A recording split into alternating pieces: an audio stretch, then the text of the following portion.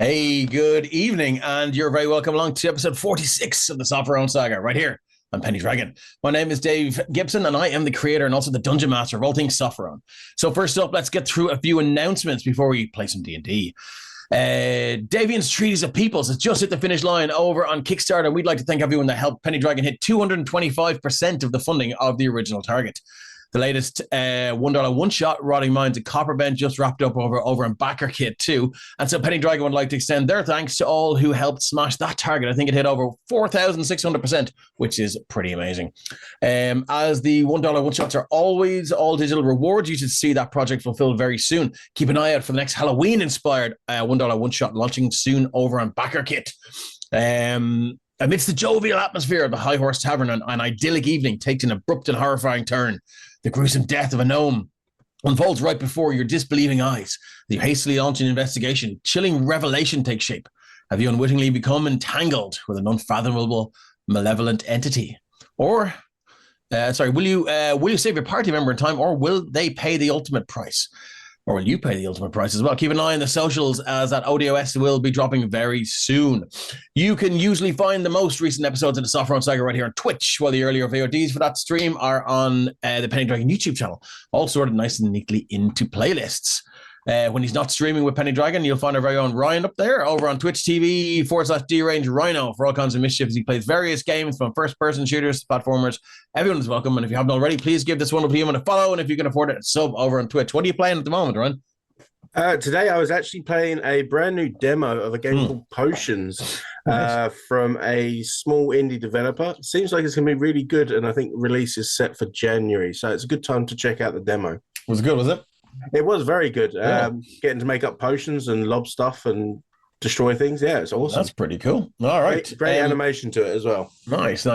Okay, cool. You can find our merch store through the link in chat, which is right there on Twitch, or the panel in our bio to get your hands on some epic Penny Dragon merch. Discounts are available for subscribers based on your subscription tier. Now let's fire up the crystal ball and see what the future might hold for the upcoming Penny Dragon streams. Sunless Citadel is on Sunday with DM Stephen.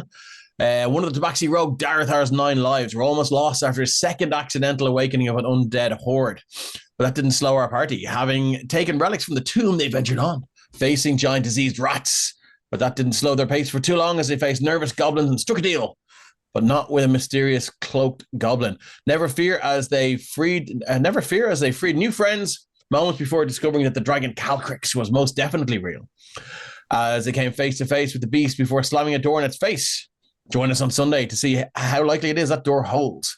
On Tuesday, DM Carrick, who's up there, is running Curse of Strahd. An imposing beast blocks our party's path to Van Richten's tower. Simon struggles with his sense of worthiness, while everything still is not what it seems with Hadrian. Will they finally make it to a safe refuge for Irina? Tune in to find out. On Thursday, October 5th, we have a one-shot with DM Craig, which is a Star Wars RPG, and it's called Lessons from the Past. It is a dark time in the galaxy. Though the brave heroes of the Rebel Alliance fight against tyranny of the Galactic Empire, countless worlds still tremble under the shadows of evil. But all is not lost deep within the galactic core. A small band of adventurers searches for lost secrets of the Jedi. If they're successful, perhaps they can help restore peace to the galaxy once more. And this day week, our DM Ryan up there, so we have a party full of DMs tonight, is running the Consequential Quintrivium. On Friday, October 6th, you can join Ryan and his crew as he played episode 7, the Consequential Quintrivium. The party traveled back to the broken down farm of Jin McGregor to deliver the news that his request had been completed. As Jin then took his leave, the party rested to start a new day, little knowing that some old foes had also been ready to start. But with new allies helping Sora, has the balance been realigned? We'll tune in to find out. That's it for the look ahead of the next 7 days. Big thanks, and of course, much love to our Technomancer Christian. And in his stead tonight is Joe, who are between them, they are the lords and masters of the tech dungeon for keeping us on the air and looking sharp, and of course, fireballing the trolls and goblins sometimes find their way in to bother us. Appreciation also goes out to our Twitch mods. Whenever you're in, we love you. I'd like to thank Kate from It's a Map for her killer cartography. Kate is responsible for all the amazing maps you see on the Sopherone Saga, and you can find her on all of the socials. At It's a Map IRE, and her commissions are currently open. All the music we use here is from Tabletop Audio. You can hear the intimidating and imposing music playing there. Do you believe that's Haunted Ramparts?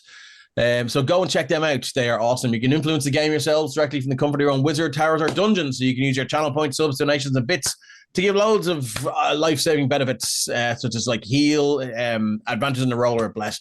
But do make sure to say who you're giving them to, please. And now with that out of the way, let's meet our wonderful players and find out a little bit about their characters. Fortunately, we're down our Druidle Mud and our Barbarian Scales tonight due to real-life stuff, but we're sending love and good vibes in the direction of Fona and Jean. And we know we'll see them very soon. The Dark Lord Eshcom has cast its shadow over the land of South Africa, and due to the power being switched off in his area, our Grave Cleric Derek will be joining us slightly late tonight. But nevertheless, let's meet our players. Let's start with Carrick tonight.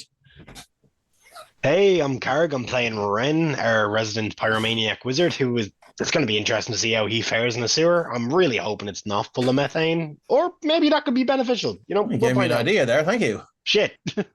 Indeed. Oh, well, I do it to my players, so you know what? Okay. Stephen, you're up. Along Stephen, this evening I'm playing Oryxium Grimm, the lesser-liked half of the Brothers Grimm in the church we devote ourselves to. He is a human, repentant sinner. I see. Thank you for that. And Ryan. Hi guys, I'm Ryan, aka Deranged Rhino, as you know by now. That's Bodhi saying hello as well, as he always does. And yeah, I'm playing tonight Mazelu Grimm, the less charming and less ladies' man version of the brothers. It seems, as my brother does, as he does seem to get the ladies pretty well.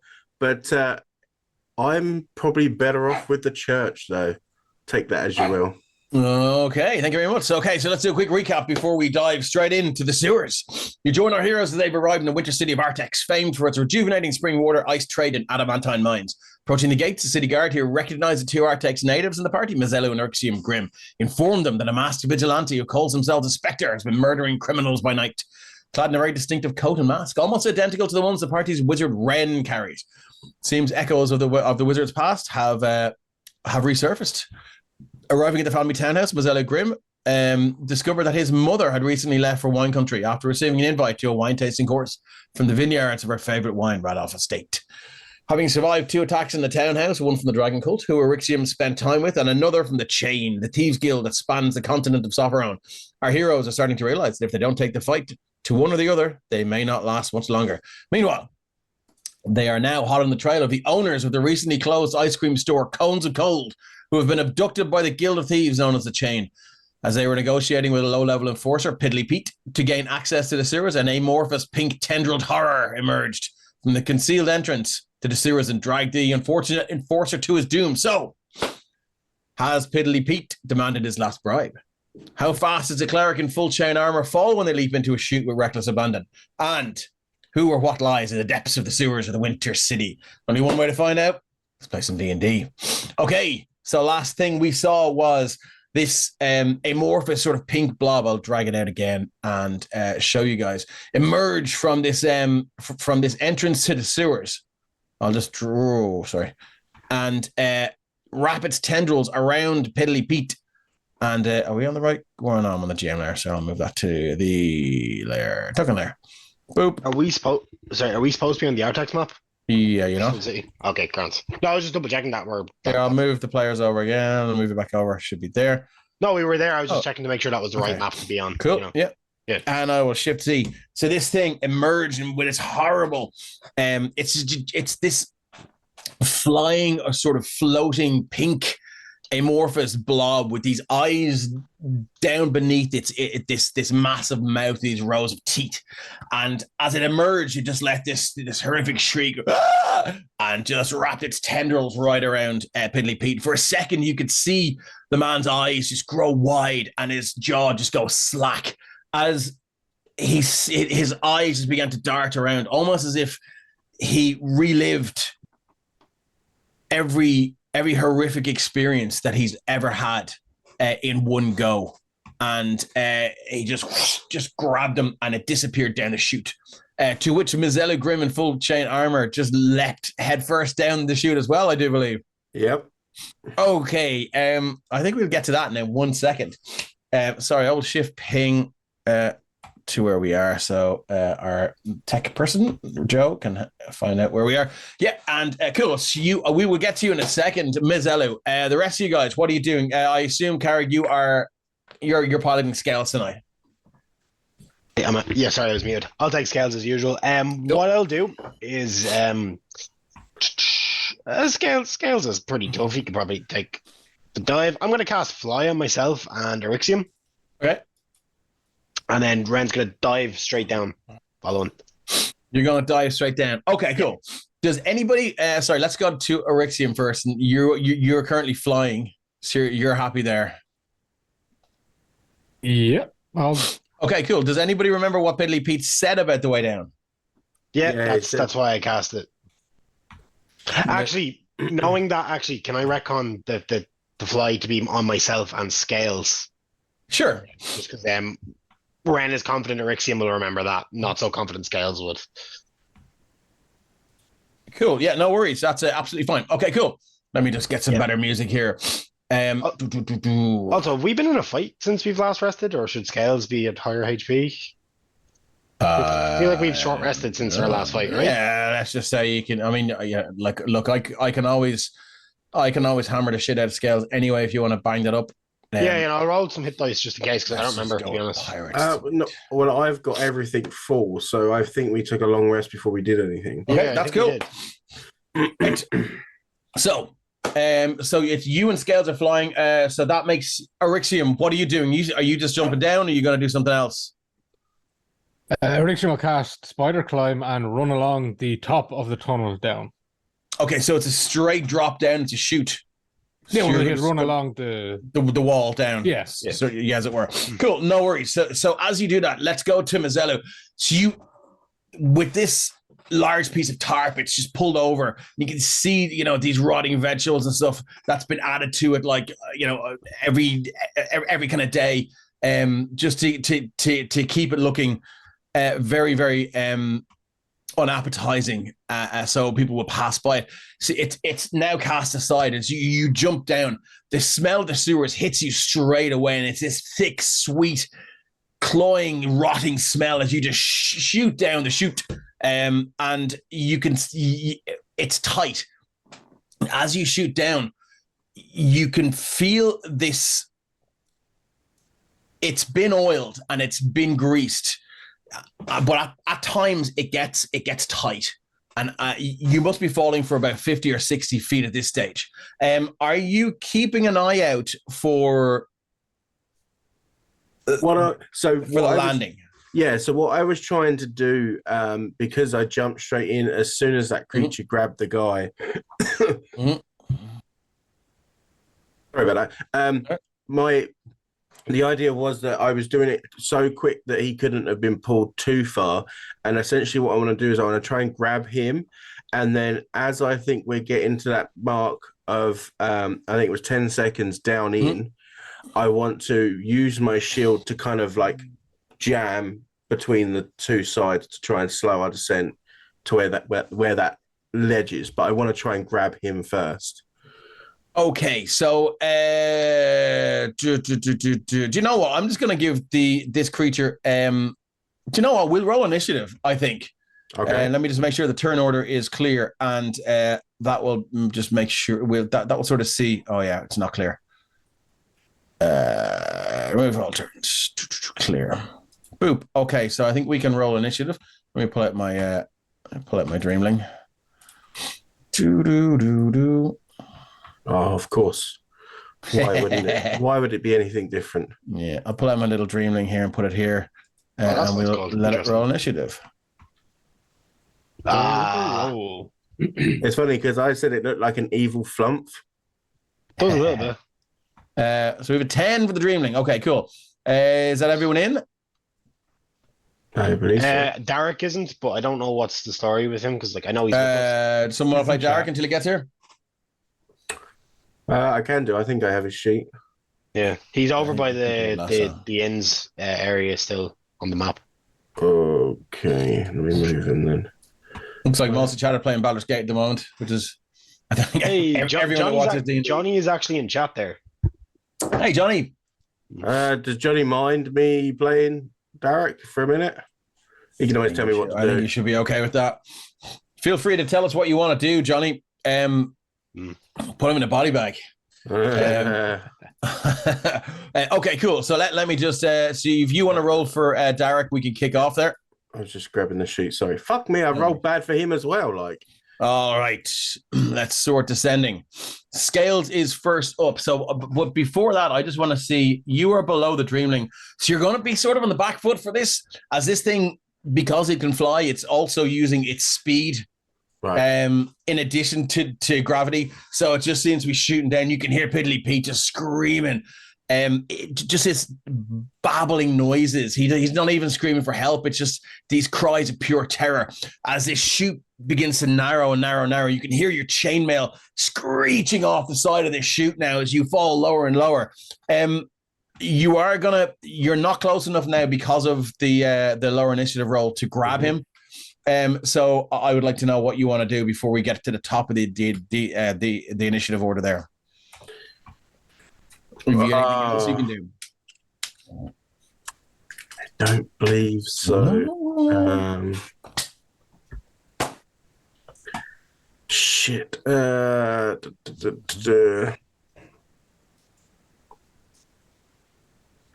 I'm going to do the only thing I can think of to do right now, which is cast Death Ward on myself. Okay, nice. I'm going to carry on going after the sound. Okay, and what are the components for Death Ward?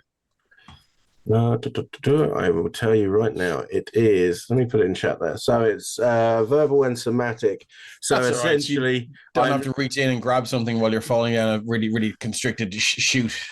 No, yeah. So essentially, as I'm going down the chute, I'm just screaming at myself, "You're not gonna die! You're not gonna die!"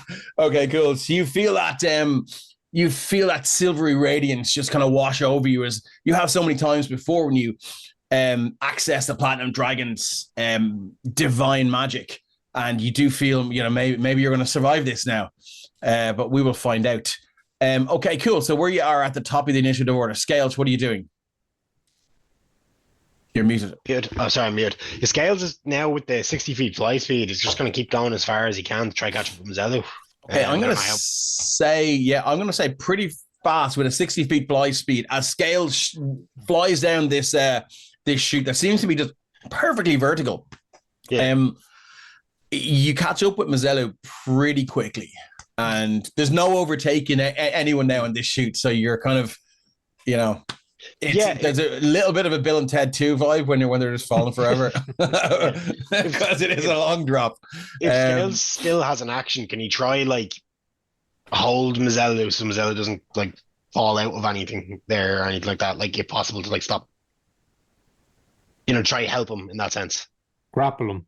Yeah, not necessarily grapple, but give him the help action for whatever physical thing he has to do to try and hit the first landing. Okay, cool. Exactly. Yeah, we can certainly do that. No problem. Okay, cool. Moving on from Scales. Orixium, what are you doing? Spider climbing down? Yeah. Can he see the pink monster? No, you would have Scales in front of you, then Mazzello, then the pink monster. And it is pitched. I know you have dark vision, but to 120. If you don't, I mean, you might catch the quickest flash of it. What you do notice the most, though, is just the echoing cries of terror and fear from Piddly Pete, as they just seem to rebound and almost become amplified by this tube that you're falling through. Right. Well, then he'll just double move, go to the 60 feet. And as he's going, he'll say to himself, he goes, "Prickly Pete may die, but Slippery Sam lives forever." Okay, cool. It'll be a slippery slam now when he meets the bottom. But okay, cool. So it doesn't take too long if you're double moving to catch up to Scales, who is shooting down there. The Dreamling is going to double dash, and I think once. So the Dreamling, Mazzello, you were in front of it, and you can see now this thing just begins to sort of glow with this sort of almost phosphorescent or luminescent pink light as it approaches the first landing. and it just shoots in, almost as if it's taken this trip many times before. Okay. And that is what it's going to do. So I'm going to move that. I'm going to copy it, and I'm going to move it over to the map. The other map that we have here. And as always, all the maps in the Sopherone Saga are from It's a Map, who is on the socials, and they're all awesome. Sorry, I moved the players over there. I shouldn't have done that. Boop. Let's move you back over here. I definitely shouldn't have done that. Dave, quick question there. I don't know if Scales will be able to see anything because I don't think Scales has dark vision. But like, did that thing go down and like across at the ledge, or did it continue down to the third level? It went down to the first level and in. Okay. Okay, cool. Oh, I don't have any music for that, but that's cool. We can, anyway, so let's move back to the players and get some, oh yeah, the lovely music is gone. Where's my music? You know what? I'm going to, I just because I have to, I'm going to go to my go-to battle music, Cry Havoc. Okay, cool. So I'll move you back over here. Next up is Ren. What are you doing? Yeah, so I'm just gonna like follow suit and then follow the others down. If possible, can I try take Derek with me? Because I'm flying. Are you going to try and carry the heavy dwarf in full? I mean, more so use the fact that I'm flying to slow his descent. Or he may speed up your descent. You know, we can we can see. I mean, if that's the case, I'll let him. Like, yeah, I'll let him go midway. But, It's a map says go get to the sewers. Cool. Yeah. Look, we can just give me an athletics check then. Let's see how. Yeah. Let's see how accomplished this maneuver is. Cool. Give me 2 seconds here. This is not going to be a good roll. No. Ren just drops Derek or some shit. Ren got a bless from Neve Quests. Thank you very much. Thank you, Neve. I mean, thanks, Neve. I don't think a 4 is going to help. Let me know if that music has gotten too loud. Okay, cool. So that's a 2. Yeah. Look, we'll see how that goes. Yeah. That was a 3? Yeah. It was a 3 minus 1. Yeah. Okay. Cool. No worries. Thank you very much. Okay. Cool. So that's it for Ren. I can imagine Ren is just trying to pick him up and then just gives up and then flies down, kind of thing. No, I wouldn't say that you give up. I think you've committed to this maneuver, and it will have its consequences. Okay, fair. So you wrap your arms around this the barrel-like torso of this dwarven grave cleric, and you can. This is the first time you've really been this close to your dwarven friend, and there is a strange musk that emanates from him. It's almost like a mix of incense and earth. And it's mildly disturbing. Okay, so that's it for Ren. Derek, what's Derek doing? So, seeing or feeling Ren grab him and jump down the hole, and obviously isn't able to hold him very well. Derek's going to use his hammer to dig into the stonework as they descend to try and slow the descent and to help Ren. Love it. So nature's break. Yeah. Let's just. I mean, I'm happy to say that it's one of those war hammers that has a kind of a spiky bit in the back. I think it does actually from the. And it's like. Give me it. Let's see. Would you rather make an athletics check or would you rather make an attack roll? Let me check his stats and I'll tell you. Deadpan his eyes. Did somebody say Warhammer? We go for athletics, I think. Okay. I don't suppose the fact that he has stone cunning and knows where to dig it in would help in any way. Yeah, I'll give you advantage just because you know to ask he knows, I got to reward that kind of behavior. He knows which bricks are the soft ones. Exactly. 16. 16 is enough. Yeah, you just and with those massive shoulders to the eyes, you just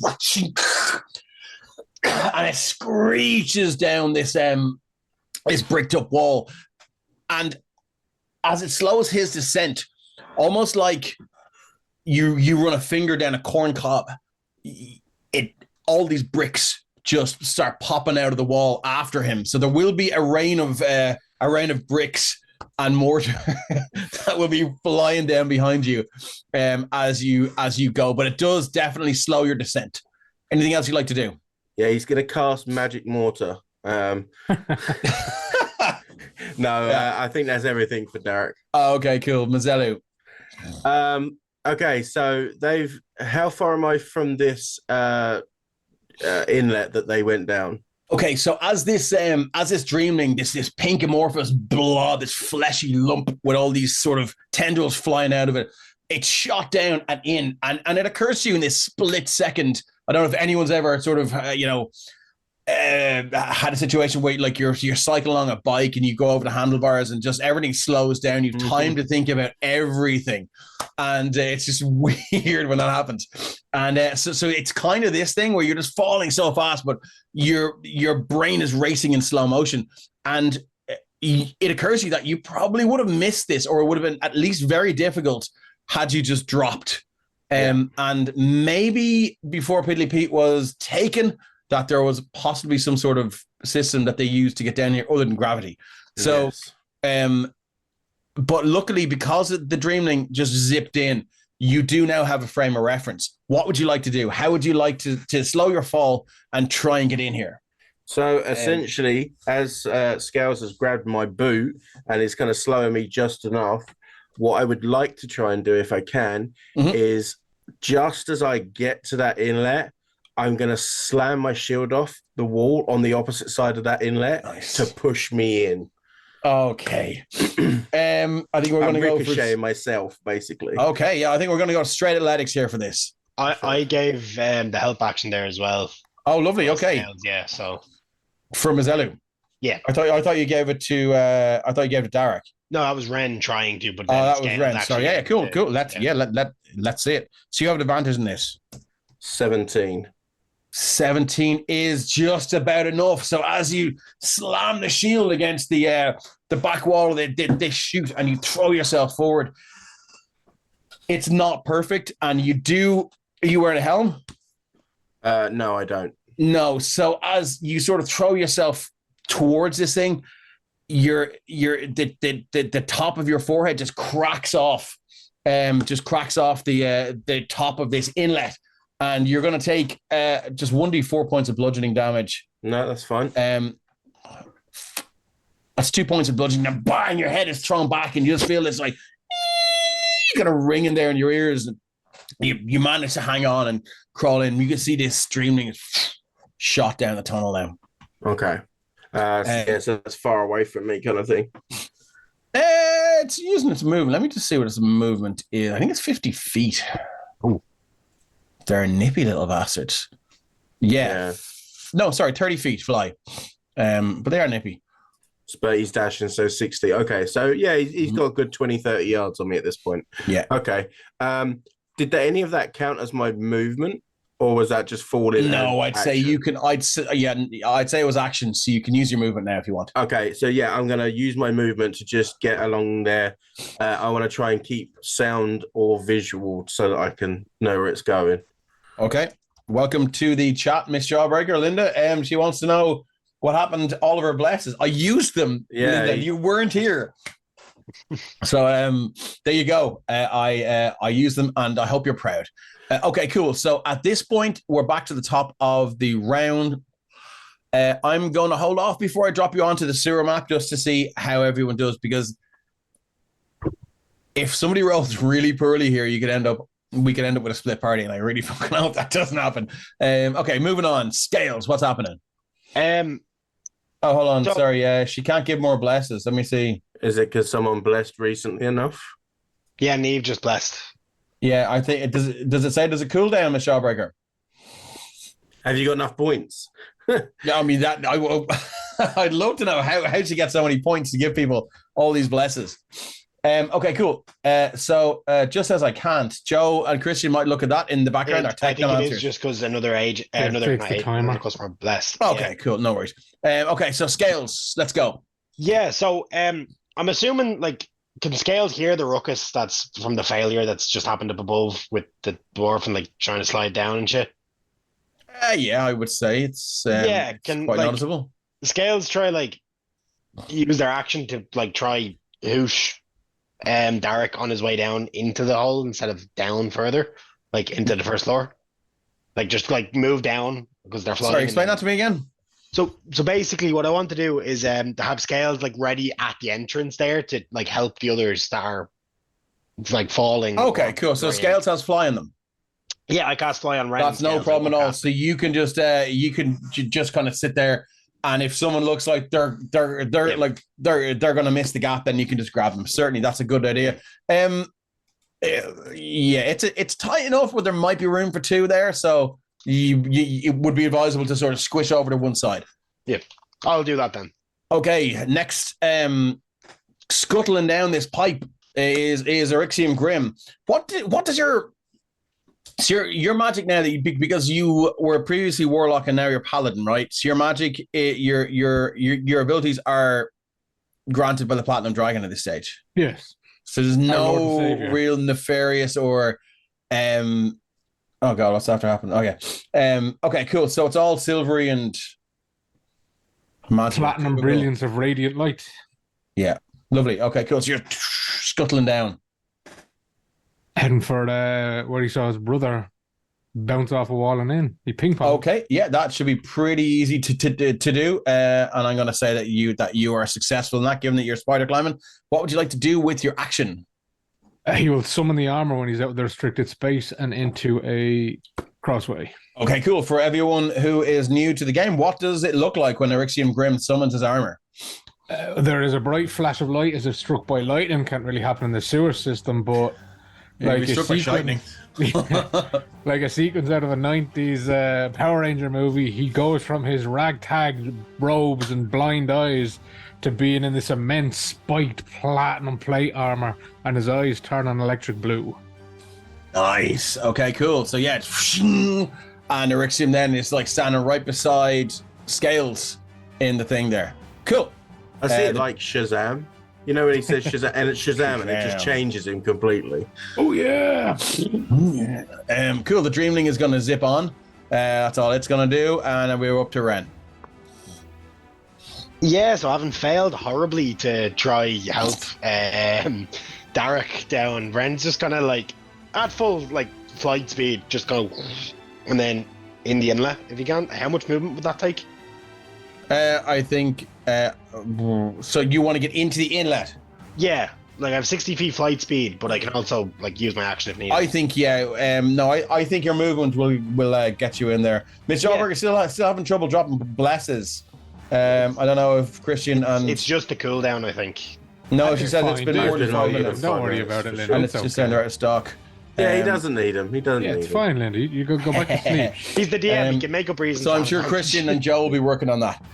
Cool. Okay, cool. Yeah, you can easily make it in. Yeah, now Ren has dark vision. Can I see this thing still where it is if I make it in? Oh, it's zipped. No, it's way down the corridor. Yeah, then I'm just going to action dash to catch up with the others. Okay, cool. The only person that's zipped on ahead, I do believe, is Mazzello. Is that right? Yeah, just catch up with Mazzello. Yeah, okay, no worries. Now we've got Derek. Yeah, Scales is going to help him in, I think, was the plan. Okay, cool. So let's get an athletics check from Darak, who is falling fast. Here we go. You can use a help action. 12. Okay, we'll roll again then for a 15 instead. 15 will just do it, but you are going to take that 1d4 damage. Okay. You need to hit a 20 to not take that damage. That's fair enough. That's 1 point of damage as you hear this clong. Derek's got such a thick head, he probably didn't even feel it. Yeah, pretty much. As he just kind of makes it in, and sorry, that was Scales that grabbed Derek, was it? Yeah, so Scales was given the help action to just like redirect him as he fell. Okay, cool. So yeah, you just feel this massive scaled hand with these sort of long nails just grab the arm as he runs down, and as he shoots down, and yeah, you grabbed him in. Okay, Mazzello. Okay, I'm going to use my movement speed to try and get as close as I can. How far away from him would I be, and would he be in visual range? He's a good way down there now. So I think as you look down this pipe now, and it's tight, not like aliens scooting down Bishop scooting down the pipe tight, but it's tight enough. And this thing, you're gonna have you're gonna have to be hunched over, and sort of it will affect your movement. But you have seen that this thing is exited the pipe now, and it's into whatever level of the sewers this is, so it's out of view. Okay, so it's out of view, but I'm close enough. I could get to that edge, could I? Yeah, I would say that if you double dash, you can. Yeah, I'll do that then to get to there. Yeah, that's what I'll do. Okay, I'd like to say hello to Nico, who's just joined us there. Thanks for checking in. And Lion XV, happy Friday to you as well, my friend. So thanks for tuning in. And we're sort of currently in a race against time to try and catch up to this Dreamling that has grabbed some sort of low-level enforcer of the Thieves Guild and shot down this long pipe to get to the sewers. Yeah, so I get to the edge, and that's where I stop and trying to listen and view as much as possible to see where it went. Okay, lovely. Scales. Yeah, at this stage, Scales is just going to double dash in, get as close to this thing as That's possible. everyone. Is Ren's flying, so we're all successful. We've all made it in, then, haven't we? Yeah. Okay, I'm going to grab you all, and I'm going to move you over. Copy to level 1 of the sewers. Do. Here we go. This should be almost like home for Nico at this point, playing Minehead. Right. What, the sewers? Yeah. You're saying Nico belongs in the sewers? No, I'm saying she's always in the sewers in Minehill. All right. Oh, yeah, good point. Okay, let me get rid of that What dream was thing. those 2 Scales? We can delete one. There is no sign of the Dreamling as you emerge. Why is there an X there under? Move you all there. Is everyone in? You drew an X on the map to mark where the entrance was, I think, at one point. Oh, yeah. Okay, cool, yeah.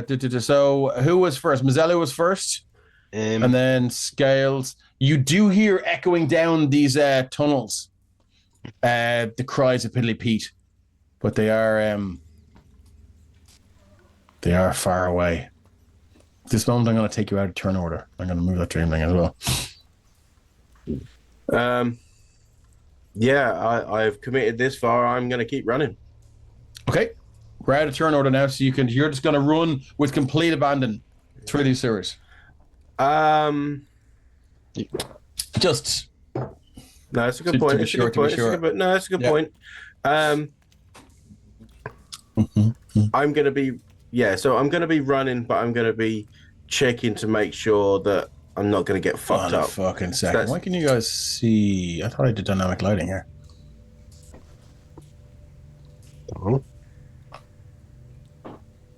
Has that there we go. Yeah. Dynamic lighting on? Yeah. Good. Jesus Christ. I was like, what? Yeah, so I'm going to run, but I am going to be checking as I go along. Do you know what? Deadpan Design says he likes the poop barnacles growing in the walls. You can thank it. It's a map for that. Dave, how tall is this tunnel? So these are large sewers. So as you emerge from this pipe, you can see now that this sort of basin-like sort of pipe or sort of half pipe seems to be emerging from the wall beneath your thing, the pipe that you came out of, and easily these ceilings are about 20-30 feet high. It's quite tall. Yeah. The smell down here is rank. There we go. She's got her shit working. Thank you very much, Miss Jawbreaker, for the bless. The smell is intense, and it's shit, it's piss, it's other things, probably a few dead bodies, hard to know. So as you kind of move around, you can see these sort of large, almost broccoli-like growths emerging from the wall and stuff like that. And it is a festering land of different biological organisms. So Ren is going to hover at least a foot over the ground at all times then, while Fly is still active. I have another 10 minutes of it. So I'm staying above ground. No problem.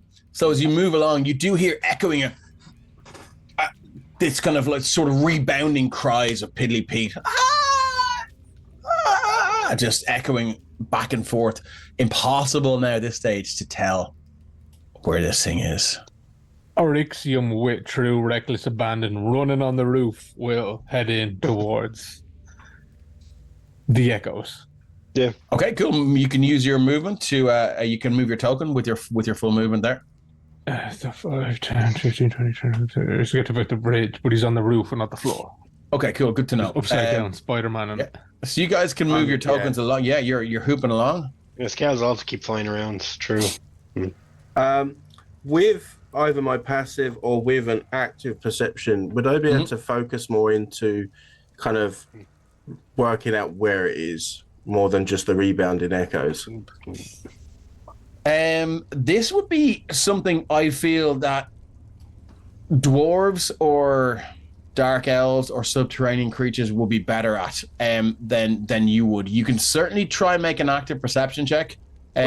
Would Derek be better to be able to? I think he probably would, yeah. So would I roll a perception for Derek? Yeah, you can make an active perception check. Don't forget to move him up as well, though. Yeah. 24. 24. Move the token up and tell me where you were when you did that. 1, 2, 3, 4, 5, 6. Yes, I still have to count because I'm an idiot. That's right. So do I. So yeah, he would have just been getting to that corner when he's like trying to listen into that. Okay, with your 24. Just give me 1 second there. Just for if you didn't know, Ryan, if you hold Q while you're moving your token, it'll actually tell you how many feet you've moved. I don't know that. Yeah. There's like I found that out recently. Yeah, I only found out that recently. Oh no. That's very cool. Cancel it. The measure tool, it's really annoying. The fucking box just stays open on the map. Yeah. In that case, I just count normally then. No. I'm trying to measure something else, and it fucking won't disappear. Kill him. He's measuring. That is very annoying. Oh, here we go. Cool. All right. Yeah, you do notice some movement from just about there, where I finished the measure. Let me get rid of this fucking measure tool. Okay, so he knows about 100 yards ahead of him. There is some movement up here, yeah. With a 24, that's pretty good. But it, almost, you almost feel it. It didn't come this way. There might be another way that it's... Are there, as like Ren is kind of like flying around, are there any like holes in the thing or like pipes that look like this thing would have been able to... Nothing that you can see. I mean, you can make a perception check. Yep. And we'll see. Cool. Give me 2 seconds here. Where's perception? Oh, there, sorry. It's under P. Mm-hmm. Yeah, no, I just can't barely read today. It's 17. 17. Nothing that you can see. It's hard to know how or why or where this thing has gone. But with your 17 perception, you do hear a very, very obvious twang of a light crossbow. Shit. There's a 17 hit your Orixium. Nope.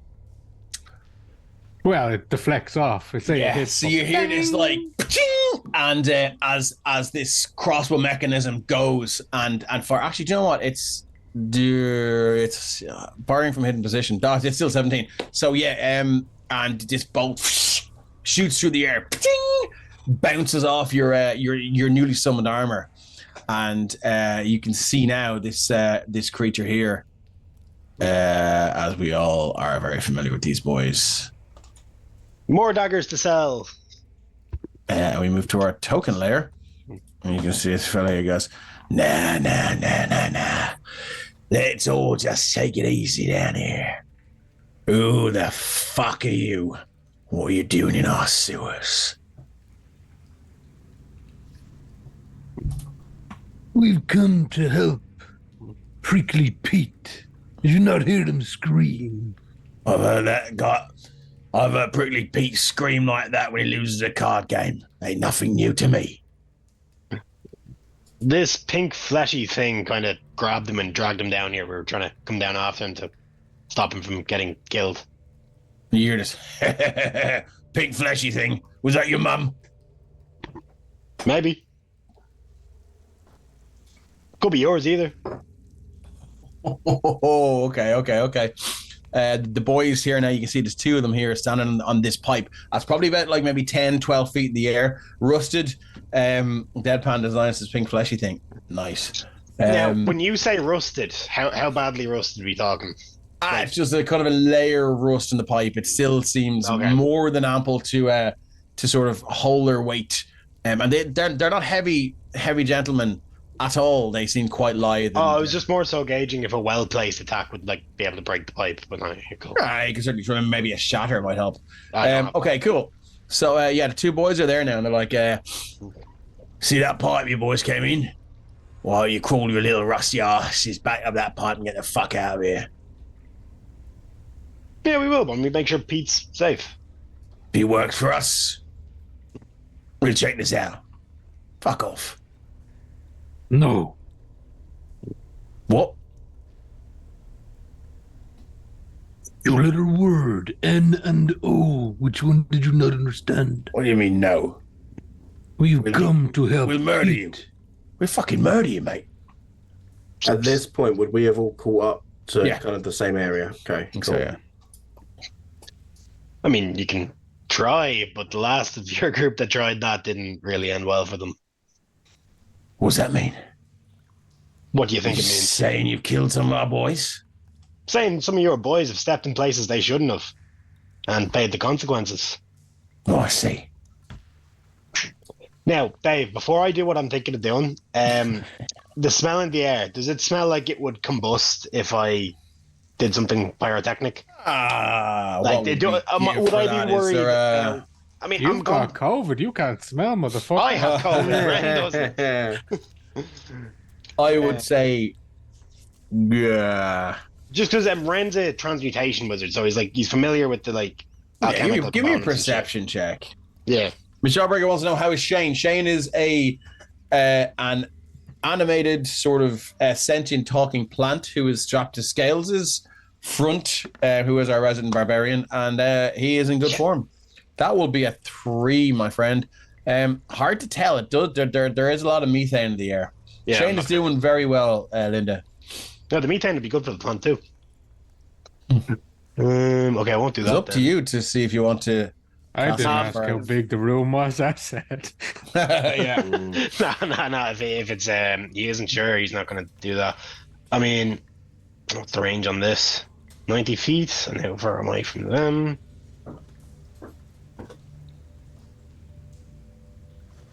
Yeah, I can do that. I'm going to hit them with those, the shadows that Ren cast previously in Mazellu's Manor, the slivers of shadows. He's just going to reach into a dark corner of the sewer and just rip them out, and then just a shrapnel of shadows kind of appears in a large-ish area of 20-foot cube around them as I cast Everard's Black Tentacles. Jesus Christ. Okay, so we're straight in then. Straight in, no kissing. Okay, all right, no worries. So here we go again. We're back to the... Oh, shit, Dex. Fuck it. Usually meant to be the barbarians that start the fights without the monologues being finished, not the wizards. Yeah, but Ren doesn't like these guys. They keep attacking us. Right, okay, so what does your Everard's Black Tentacles look like? Just let me know. As I've described in the past, it's instead of a massive writhing shadowy tentacles, it's actually as if Ren shucks an orb of darkness and it explodes into a grenade of black magical shrapnel and kind of fills the air. Okay, cool. So as you do that, the shadows begin to sort of lengthen, and almost as if this spell just summons this darkness out from the corners of this sewer and shoots out. Do you want to draw? I think I have a spell template for this. Yeah. My library. Premium assets. Market plants purchases. Give me a second now. I need to go down. There's so many in here that you get. I need to rename the spell on my thing because it's not Black Tentacles, really. It's a different thing.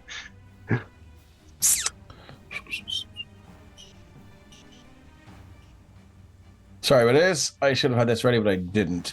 I'll pull out this thing here. Templates and assets for every 5e spell. There we go.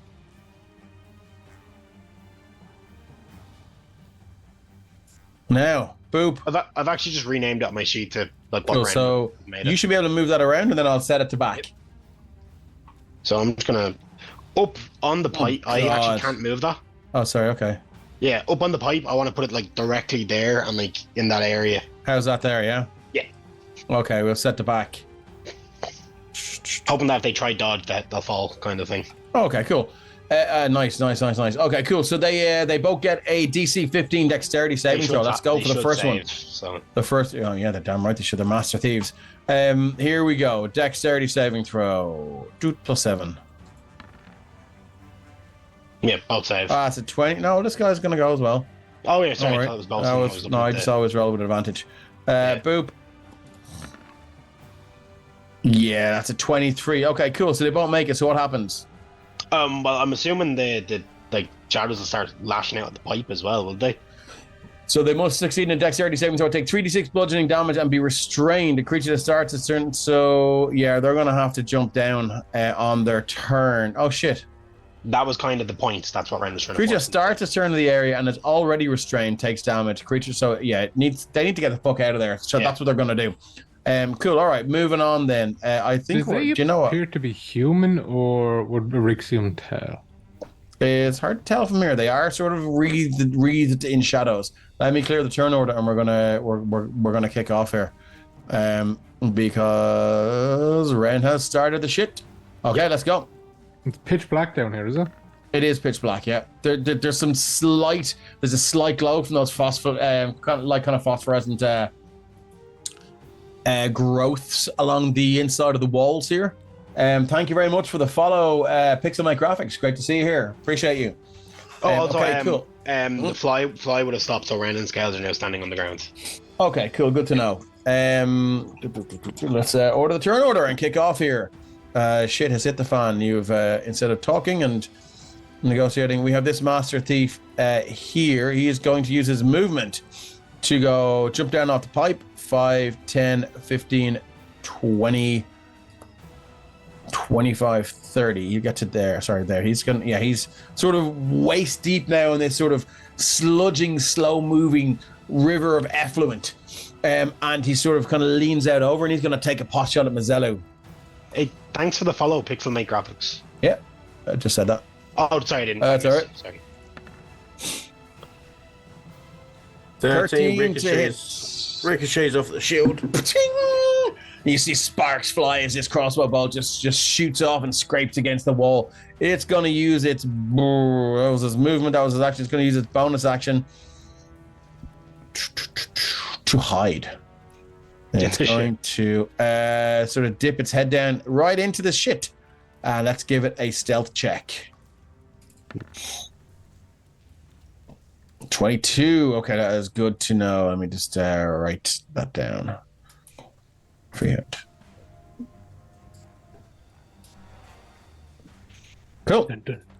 Next up, Scales. What have we got? Cool. Scales is 40 feet movement. I'm just going to try figure out how he can get as close as he can. Yeah, I need to zoom out a bit. So 40 feet. This guy is still up on the pipe, right? Yes. Okay. Get up to 60. Yeah. Scales is just gonna move and then dash. So he's gonna rage actually as well, just to. Okay, it's bonus action rage. So the ancestral guardians pop out. And as Scales enters his rage, you can see now that there is some sort of these ghostly apparitions appear, and they're all sort of crowded around this cart. They seem to have tools out, and they're trying to sort of maybe repair this wheel. And as soon as Scales enters his rage, they all kind of look around and go, and just grab weapons, and then just bolt off and join the fray. Now, when Scales rages, they get an extra 20 feet of movement, which was kind of the plan there. Is that pipe within, like, if it's the something pounce? Instinctive pounce. Yeah, great feature. Is that pipe, if Scales is to, like, swing the sword overhead, would he be able to hit it? Sure. Yeah, so Scales is just going to kind of sprint up to here, like, that extra burst of speed. He's going to give it a wallop of the pipe there. Go on. Yeah. Okay, let's see what you got there. To hit us, trying to, like, basically make this guy fall off. Okay. I mean, he's getting off anyway because he doesn't want to be around those tentacles. And I will go back to our resident technomancer, Joe in chat there, who was Deadpan Design. I've seen enough hentai shit to know where this is going. Yeah, I've seen enough hentai shit to know where this is going. Okay. Cool. So Yeah. that is a what? An 11 to two hit. attacks, so it's an 11 and a 26. I think they're both going to hit. And you're going to do 10 and 16 points of slashing damage plus 4, 20 points of slashing damage to the pipe. So you slash the pipe. Smash it. Yeah, Not no necessarily worries. just to try maybe the shock You of can the pipe sort of cleaver, see maybe. that maybe this type of damage, an edge weapon against a very, very thick iron pipe isn't really doing much, but it does take a little lump out of it. Yeah, that wasn't the effect. Well, fuck it. That's all right. Yep, that'd be it for scales. Okay, Ren, you're up. Yeah, so this guy is what? Was in 120? Yeah, he is. Cool. I'm going to do a thing to him. Ren is gonna just crack his fingers, and instead of the usual fire that you'd expect to see from him, some of the loose pieces of brick and mortar that maybe have trailed off of Derek as he's wandered up here is going to turn to this metallic substance. As I'm going to use that. Where is this? This cantrip here, the one that I created, and I'm going to hit him with a 26. You created a cantrip called Orum's Arcane Arsenals. You hurl a loose, unattended object that is within range. That's actually a nat 20 as well, by the way. I think, no, sorry, it's a 19. That's a 19. Yeah. That is in range that you have transmuted into a different substance and shape and can be held in one hand at the target. Make a spell attack roll against the target. If you hit, you deal bludgeoning, clump, piercing, damage appropriate hurled equal to 1d8 plus your spell casting abilities. Cool, so that's 11 points of damage against this creature here. Yeah, it should be, 2d8 there plus spell cast. Then, so that's 11 points, and yeah. 11 points of damage. It is going to use its reaction to uncanny odds that down to 5. Gonna whack him in the face with a lump of rock. Yeah, as this little rock just shoots one. You hear this crack, but he does just manage to spin aside as it scrapes off the side of his cheekbone there. But it does, you can see there's a large scrape of blood running down his face. And he looks down and he goes, "You're mine, son." I'm gonna go 10 feet and kind of stand between the two heavily armored men. Okay, cool. How did he roll a fucking 10 in an initiative? Okay, cool. He is going to... He's still going to take a shot at you from an elevated position. Yeah, I think he has to make a save. Oh, sorry. Of course he does. A dex save. No, he made the dex save. I rolled 2. Yeah, it's so it's when if he starts his turn while restrained. The first time when a creature enters the affected area for the first time or starts its turn there, the creature must succeed on a dex save. So I think he has to do it every time he's in there. Yeah, but I mean, I don't think you have to make a save. Roll saves early. No, it does specify that when you start your turn there, you have to make a save as well. Yeah, but I didn't have to make a save at the time you cast the spell. Oh, right. So I rolled twice and they both made it, so I'm taking those successes. Yeah. No, yeah, fair. So that's me misunderstanding. Cool. So he is going to pull out his light crossbow and he's going to have a shot at you from elevated position, which gives him advantage. Boop. Jesus. 16. Shield. Fucking hell. Okay. What does your shield look like? It's just that usual burst of golden energy that kind of stops the bolt midair and then just snaps it and drops golden energy. Okay, lovely. And the crossbow bolt just flies off. He is going to jump down off the pipe. 5, 10, 15, 20, 25, 30. And he's going to go to there. And he will bonus action hide. Mm-hmm. Boop. Here comes a stealth check. There we go. 20. Okay, let's give this guy a little 20 here. So we know. Okay, cool. That is all they've got. Erixium, you're up, my friend. Erixium, who has seen both of those lads disappear into thin air, will go 5, 10, 15, 20, 25, 30. And he will double dash 35, 40, 45, 50, and then stop about here. Okay. That's his turn. Yeah, that was the last place you saw this guy. He just seems to have sort of faded into vegetation. What's your passive perception? 13. It's not going to be the 20 or 22. Okay, cool. Good to know. That's it for you. Yep. Moving on, Mazzello. Okay, again, same as Erixium, kind of 1, 2, 3, 4, 5, 6, run up to there. Sorry, do we have to go under the pipe or over the pipe? Under. Under, perfect. Okay, so yeah, 1, 2, 3, 4, 5, 6. So yeah, I'm going to kind of run up as well, trying to look around this corner, assuming that they've run round the corner at this point. Okay, yeah. And your passive perception won't catch that. Okay, Mazzello. Sorry, Derek, you're up. Derek is going to essentially do the same. 1, 2, 3, 4, 5. Can he jump across this gap? Like, Yeah, give me a dexterity. Give me an acrobatics check and just don't roll a 1. Okay. Yeah, you kind of jump over. Like Derek's got a short, squat legs, just pumping around, and he jumps over. Are you jumping again? No, that was the jump. Oh, that was the jump. Okay, sorry. Because he was on this side of the thing. Yeah, the first leg lands, successfully on the edge there, but the second one just drops down into the thing. So he kind of stumbles and makes it up. But yeah, it's not pretty, but it's functional. So he's got 1 foot dipped in shit. Fair enough. 1, 2, 3, 4. So yeah, he's gonna make it kind of just to the other side. I'd say he'd be that side though to make sure he's not in the thing. Okay. And that's him as well. That's it for you. Okay, so this Master Thief here is going to reach out with his short sword. He's going to make a multi-attack. Make 3 attacks with the short sword. The first one is at advantage because it's right beside you.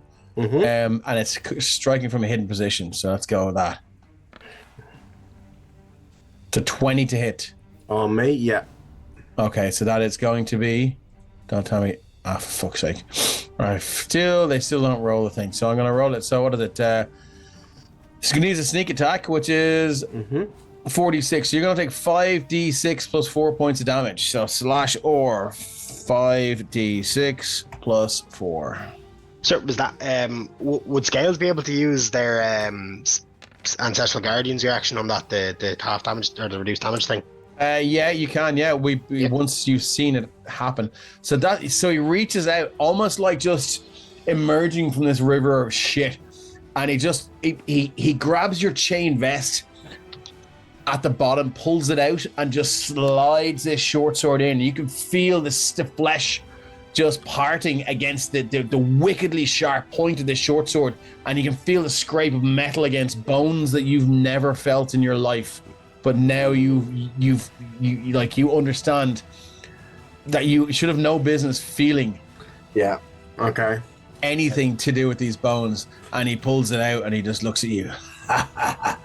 You're in my world now, son.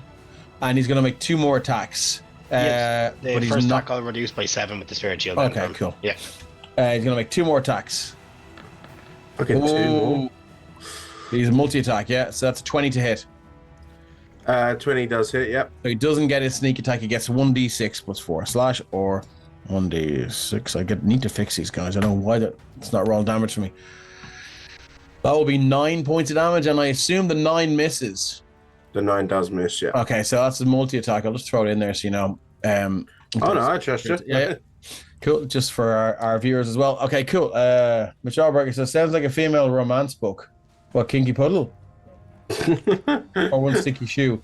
Hard to know. You guys are crazy. Okay, cool. So he's going to use his bonus action to disengage and go 5, 10, 15, 20, 25, 30. And he moved down the thing there. That's it for him. Scales, you're up. Marcella, that took a chunk out of you. It bloody did. Hey, so sorry, I'm just doing These guys are no joke. a bit of measuring here just to see where Scales is moving and get him to. No, I can't. So 5, 10, 15, 20, 25, 30, 35, 40. Scales has a javelin, so he's just going to throw that at the Master Thief. Where's it? Spear. Okay. Yeah, Hi ho, javelin, away! So 17 to hit? 1 second now. Just replying to Johnny. I'm sorry, I'm just texting Johnny. 7. Let's see what their AC is. I think he said Previously in been chat there he's 16. waiting for ESCOM to give him power still. Okay, cool. No worries. Master Thief's AC is 16, so it beats it. That's a hit with a javelin. That's 7. Do you get rage damage on missile weapons? You don't know. No, okay, so that's 7 points of piercing damage. Against which one?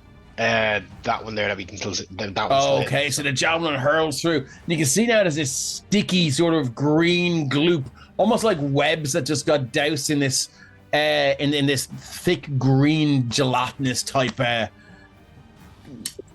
fluid. And the javelin hurls through and catches this guy square for 7 points of piercing damage. He's going to uncanny dodge that. Cool. down to 3. No, he's not. He's gonna. Do you know what? I think that's not a meta game. He'll uncanny dodge it down to 3. Boop. And so let me just double check. This guy uses uncanny dodge, but he's back. He's had his turn, so he has it back. This guy, I'm gonna need to come up with a system here. So what I'm gonna do is I'm gonna use the grenade to say that they've used a reaction. Please, my friends, remind me to take off the grenade when their turn is on. Comes around. So Scales, yeah, you see that the javelin shoots across, but this being his turf, he just sort of almost like runs up the side of the half pipe and does this flip and lands in this splosh of this river of effluent. But it still catches him just square across the shoulder blade and the back of the neck. Ugh. Yes, you're a tough one, aren't you? Ren. Ren's pretty far from the combat, so he's gonna get he's just gonna dash and he's gonna get to behind Derek there. And I'm also gonna drop concentration on the Everard's black tentacles. Okay, so they disappear. Let's get rid of that. Boop. And then that's it for me. Okay, cool. Master Thief here is up. I think he's going to.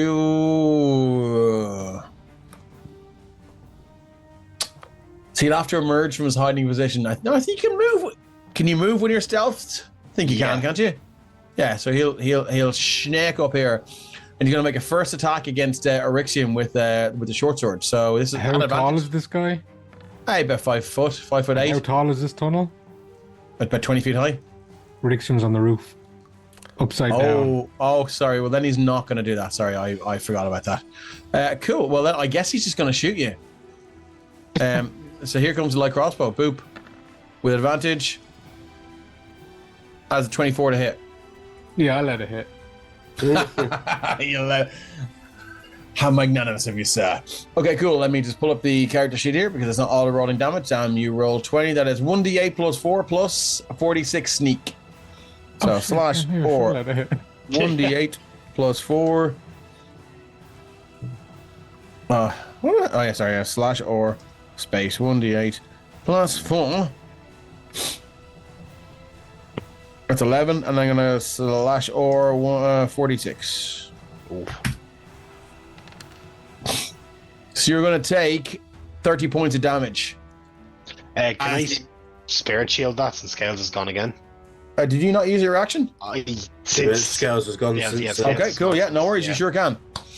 And that's such as this guy just sort of rolls out, and you can see now that this sort of half of this sort of green textured and moss and organic growth actually seems to be sort of sewn into this tarpaulin thing that it rolled into, and it just pulls it out and shoots with the light crossbow and catches you. So 30 points of damage minus 8. So again, what does the spirit shield look like, Ren? I'm imagining it's just like get down, Mr. President, but it's one of the ancestral guardians, and then they just kind down. Okay, cool. No worries. Yeah, no worries. So he takes he takes half the the bullet for it. Okay, cool. No worries. Let me get rid of these because they both emerged from their hiding places.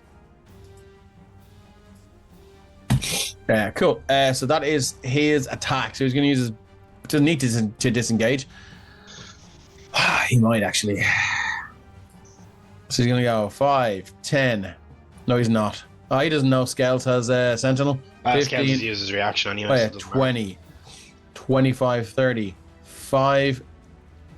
Do you know, he's going to go 13. He's going to bonus action hide around the corner. No. He's going to keep going 5, 10, 15, 20, 25, 30. That's all he's got, Eryxium. How you feeling, buddy?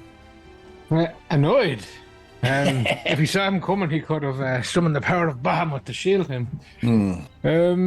But what he will do is he will go 5, 10, 15, 20, 25, 30. On the roof? And on the roof.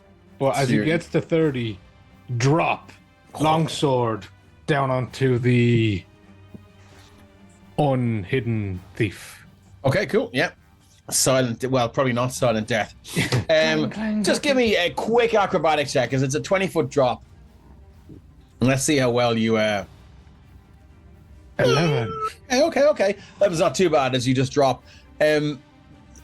Yeah, it's not very pretty, but it's functional, and yeah, make your attack. Now, as one must do in this situation, does death from above get advantage? I think I would be remiss as a DM if I said no. So let's give you advantage in this one. And the rule of cool. 22. 22 for 10 slashing. What does this look like when you drop? I think your man's probably looking at scales and all these ancestral guardians, and he hears cling, clang, cling, clang, clang, and then just a blade comes down and tries to take his nose off. Nice. Okay, yeah, and its blade swipes down, and it's almost to his detriment as he sort of hears you last minute and looks up, and that's the reason he takes a full 10 points of damage, because he hasn't got his uncanny dodge. He just hears it, huh? And his blade just swipes down and cuts a lump out of his nose and his chin. You can see blood just running down the front of his face now as he screams. Is that it for Erixium? Yep, that'll do. Do you not have multi-attack now? Oh, I do have multi-attack. Yeah. But also, sorry, can I retcon something? When you took the damage, were you concentrating on spider climb? Is that concentration? Oh, touche, yeah. Con save. So that was... It was 30 minus 8, 22 points of damage. So that's right, 12. So an 11... 22, 11, wasn't it? So it's is it 11? It's 10 plus half the damage, isn't it? No, it's half the damage. 10 or half the damage. Yeah, sorry, yeah. So it's 11. Sorry, yeah. So con save at advantage. Oh, you warcaster. Yeah, 14. Oh, you needed that fucking warcaster there, my man. Okay, yeah, cool. So all of that happens, and yeah. We swing again then. Yeah, let's go. Swing. No advantage this time, unfortunately.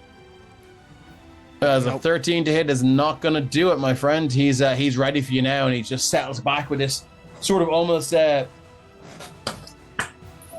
Troy-like pose with the short sword over his head. And he's, come on, you cunt. Anything else? Nope, not Luke. Mazzella, what have you got? Kind of uncharacteristically for Mazzillu, but being a bit pissed off at this point, he's going to run up behind the dude and actually take a whack at him with his hammer. Wow, okay. It's hammer time. Two-handed, 18 to hit for MG 8 hammer. damage. Yeah, that will do it. His AC is 16. That's a hit for 8 points of bludgeoning damage. He's used his reaction. He's going to take all of that. And I'm swinging for his Achilles with the hammer. Okay, yeah. I mean, yeah. So he takes every bit of that, and you just hear it doesn't snap or anything like that, but it does. He does sort of now favor one leg. Yeah. He looks behind. He goes, "Don't make me call the boys." Anything else? No, that's everything for me. Darak. How's our boy here? Is he has Eshcom, the Dark Lord Eshcom's shadow? He said he's on his... He put in chat on me way with my 25 feet, so I assume he's on his way. I think he was there he talking is. about his character. Okay, It's cool. hard to tell. No worries. Okay, Because he said cool. 25 feet, so Yeah. I assume that's what he meant. All right, so what's Darak doing? He's on his way with his 25 feet. That's cool. He can scuttle on there. Scuttle. For 5, he can just about get to there, and he's going to do a sacred flame at that dude next to us. Okay, that's a dexterity saving throw, if I remember correctly. I will Drop her into chat there. do that indeed. DC 16. Here comes your dex saving throw. Oh, Lads, for fuck's sake. I'm going to throw a bless on that. Thanks, Linda. That will be an automatic. That's the one he pass. needs, so he's going to make. So it's save or squish. Yep. Boop. So that's cool. He makes it. Yeah, almost as if you're sure the spell is going to take effect. Some sort of otherworldly influence grants him the quick wits to duck aside. There's our boy. Is he? Hey, He's on mute, but he's with us. he's with us. Just a faint whiff of shit went under his nose as he fired it. I'm sorry, I just took your turn for you then, buddy. So anyone who's wondering what's going on here, our friend Johnny, who plays Darak, lives in South Africa, and they periodically turn off the power in big chunks of the city, so other parts of the city can have power. through chronic mismanagement and I'm not going to say corruption, but anyway, yeah. So it can be tough when players are remoting in from other parts of the world, especially South Africa. So anyone who's heard of load shedding, you know what we're talking about. Derek, that was unfortunately that wasn't. Is there anything else he can do? Does he have a bonus action that he'd like to maybe cast spiritual weapon or something? Or I know you already carry on. Yeah. Sorry, I've missed now that last part. You have a That's bonus okay. action. That's if there's anything you can do on a bonus action. You know your character better than me. What did you do for action? Action was a sacred flame. Sacred flame. Sorry. Then I don't think I have a bonus action to do anything. Then. Okay, cool. Moving on to this Master Thief here, he gets his reaction back. I'm going to remove the grenade. I'll catch a grenade for you. Snap, my buddy. Okay, cool. So he is going to take a swing. I think he's going to go for... he's going to go for you, Mazzella, as soon as you fucking belted the fucking Achilles off him. He's going to go 3 attacks with a short sword. Boop, boop, Go boop. for it. Oh, it's a nat 20! It's a 13, a 27, and a 16. 27 definitely hits. 16 does not. And 16 does not. Okay, so here we go. So, Can Derek do the thing? sneak attack. When it hits a target with a weapon attack and has advantage in the attack roll, he didn't. Or target, so he does not get sneak attack in this. So he's just going to double the damage. So it's 2d6 plus 4. Fuck, I mean, that would have been great. /or 2d6 plus 4. Boop. That's going to be 12 points of damage as he swings. Hey, Burn 201, hello. Thanks for dropping in. You're very welcome to the stream. This is a Sopherone Saga, and we're Penny Dragon. What's that? I just want to find out my reaction. Was it used? No, you've just taken your turn. So with that natural 20, I'm going You dickhead. Yeah. You brave cleric dickhead. I'm gonna stop it. I'm gonna save the other cleric. Drop it in there. Drop it in the chat. I'm just waiting for Sentinel it. at death's door, is it? Yep, you know it. Fucking hell. It's funny because all the while I've been playing Derek, I've been waiting to use that because I've never played a character that can do that, and I was like, Man, come it feels, on. as someone who plays a grave cleric, it feels fucking great when you can cancel a crit. Now, and it also cancels the effects if there's a monster that has like extra, sort of ramifications on a crit. So, Derek, what does this look like? You see this wicked swipe just sort of arc down to take Mazzello out. What does Derek do? As always, he likes his crows with the Raven Queen. As he went down for that attack and everything, he just all of a sudden this green crow just suddenly pops up in front of him and to put an extra layer over Mazzello. Okay, yeah, you just hear this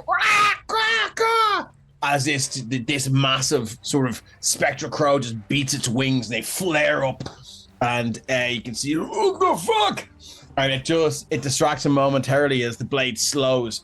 So you will only take the first, which is 3 and 4, 7 points of damage. So take back 5. Okay, cool. Nice, fucking. Now I know what it feels like. I love how chat are just chatting about synonyms for a penis, by the way. Are you serious? Yeah. I mean, Joe must have typed out an excerpt from one of Robert's books or What something. is going on here? Welcome to Penny Dragon chat.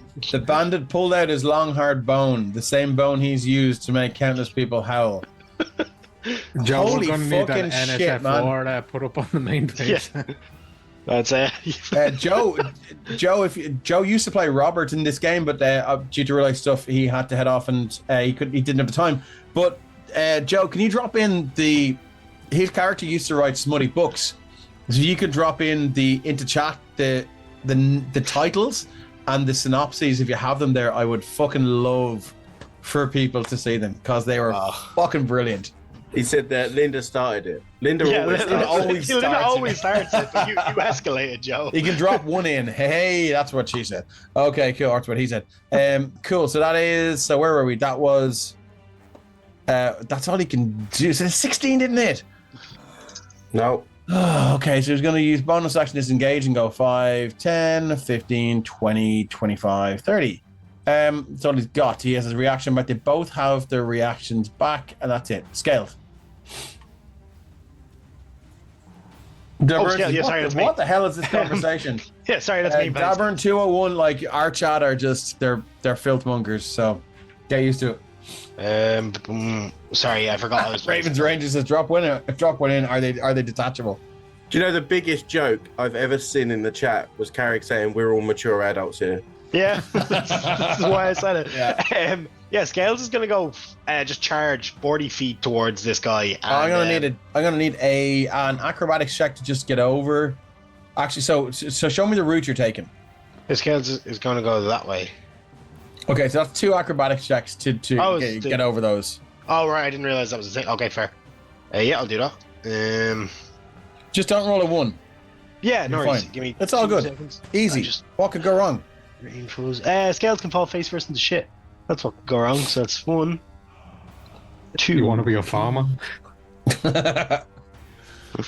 2, or end up in the number 2. So yeah, is that okay? Yes, the scale just like just pure Arnold Schwarzenegger in the Running Man. You see on the Prison Break,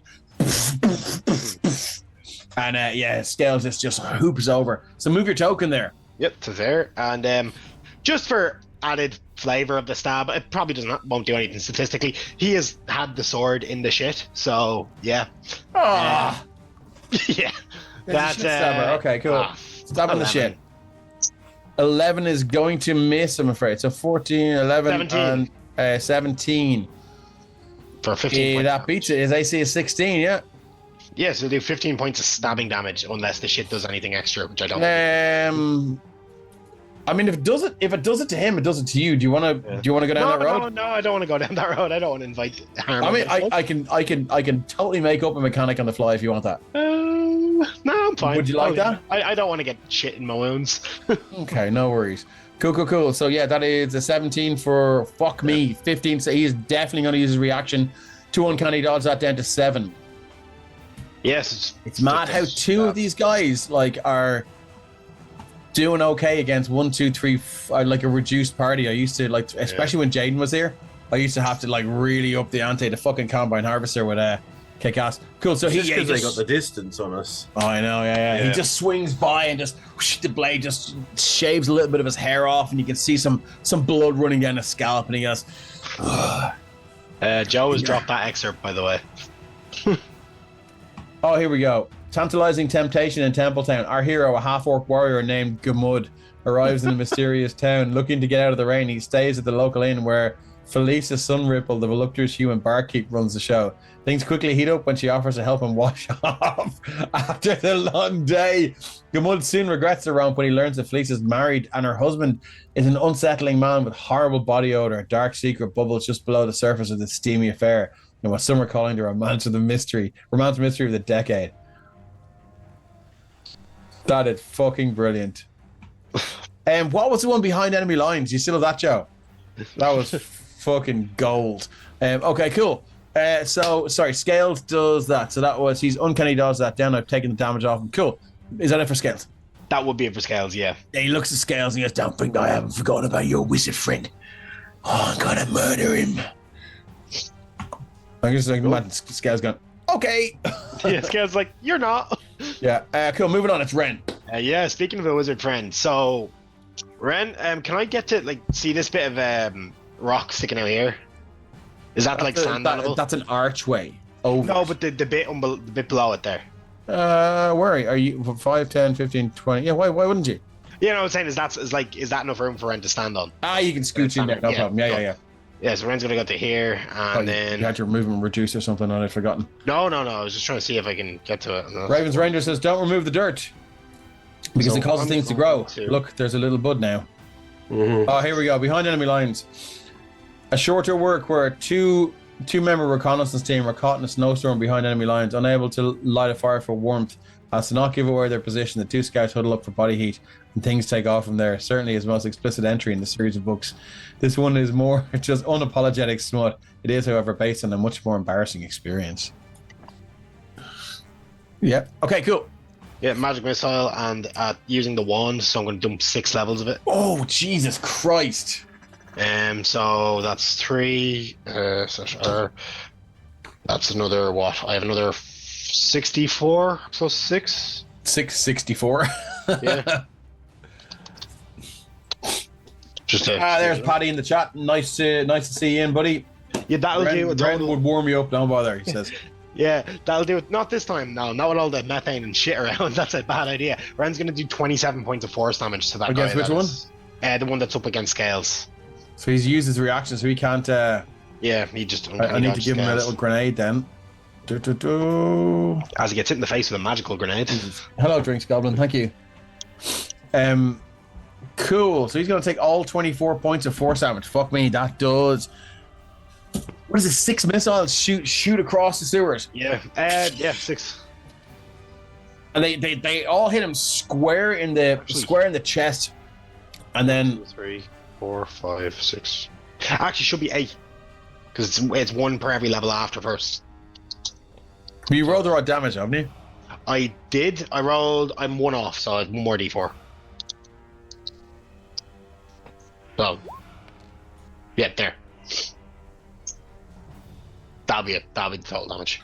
Okay, that is, yeah, you can see now these missiles shoot through the darkness of this tunnel, lighting up as they go, and casting these weird, dark, eerie shadows as they shoot through. And it's bang, bang, bang, bang, bang. The last one hits with this sickening crack as it hits its chest bone. And you can see, like, his whole body just goes down as if something there square in the chest is broken. And he screams. Should be 32 total. Yeah, I've taken that away. Don't worry. Okay, He does not look good. Anything else you'd like to do? Yeah, Ren's gonna be like, "You're gonna kill me, yeah?" And then that's that.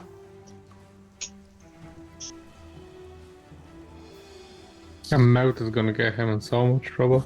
It has in the past, and it will continue to do so. Does Scales have his reaction? Scales does have Sentinel, and he does still have his reaction. Okay. I think he's gonna go. He's gonna unload on. He's gonna unload on Scales. Three attacks with a short sword. Boop boop boop. Miss, hit. Okay, so that's 2. So he is not within 5 feet of an enemy. So it's 2d6 plus 8. Flash or 2d6.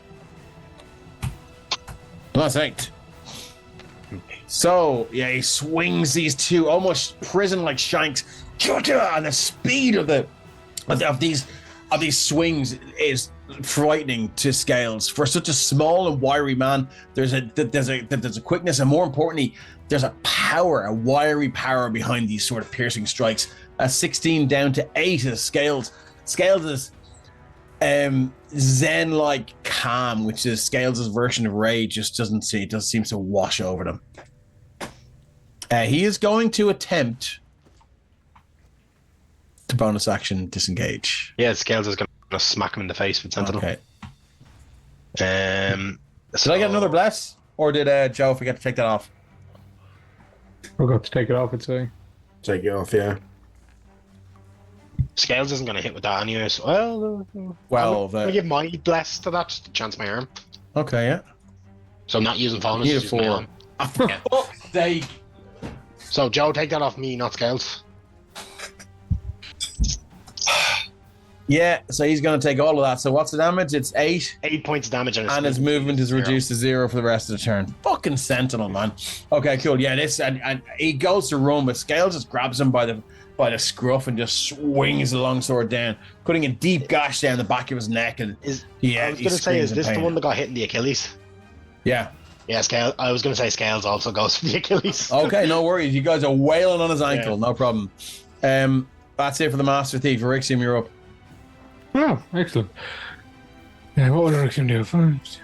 I think Erixium will run after. Why would that? Who? Will run over where the mysterious orange arrow that was blocking everything was. Oh, yeah, sorry, I was measuring. Sorry. To join Scales and the one who ran away from him, and he will attempt to slice him up with his longsword. 25 for 10. Against this guy here? Yeah, against initiative 10. He's used his reaction, isn't he? Yep. Has he? I didn't give him a grenade, though. Oh, I did. Sorry, yeah. So he's going to take all 10 points of that. Actually, sorry, he would have gotten that back when he just tried to Oh, yeah, that's true. disengage and back. Yeah, so he would have just gotten it back. Sorry, give me 1 second now. I've done the wrong thing there. So he's going to uncanny dodge that down to 5.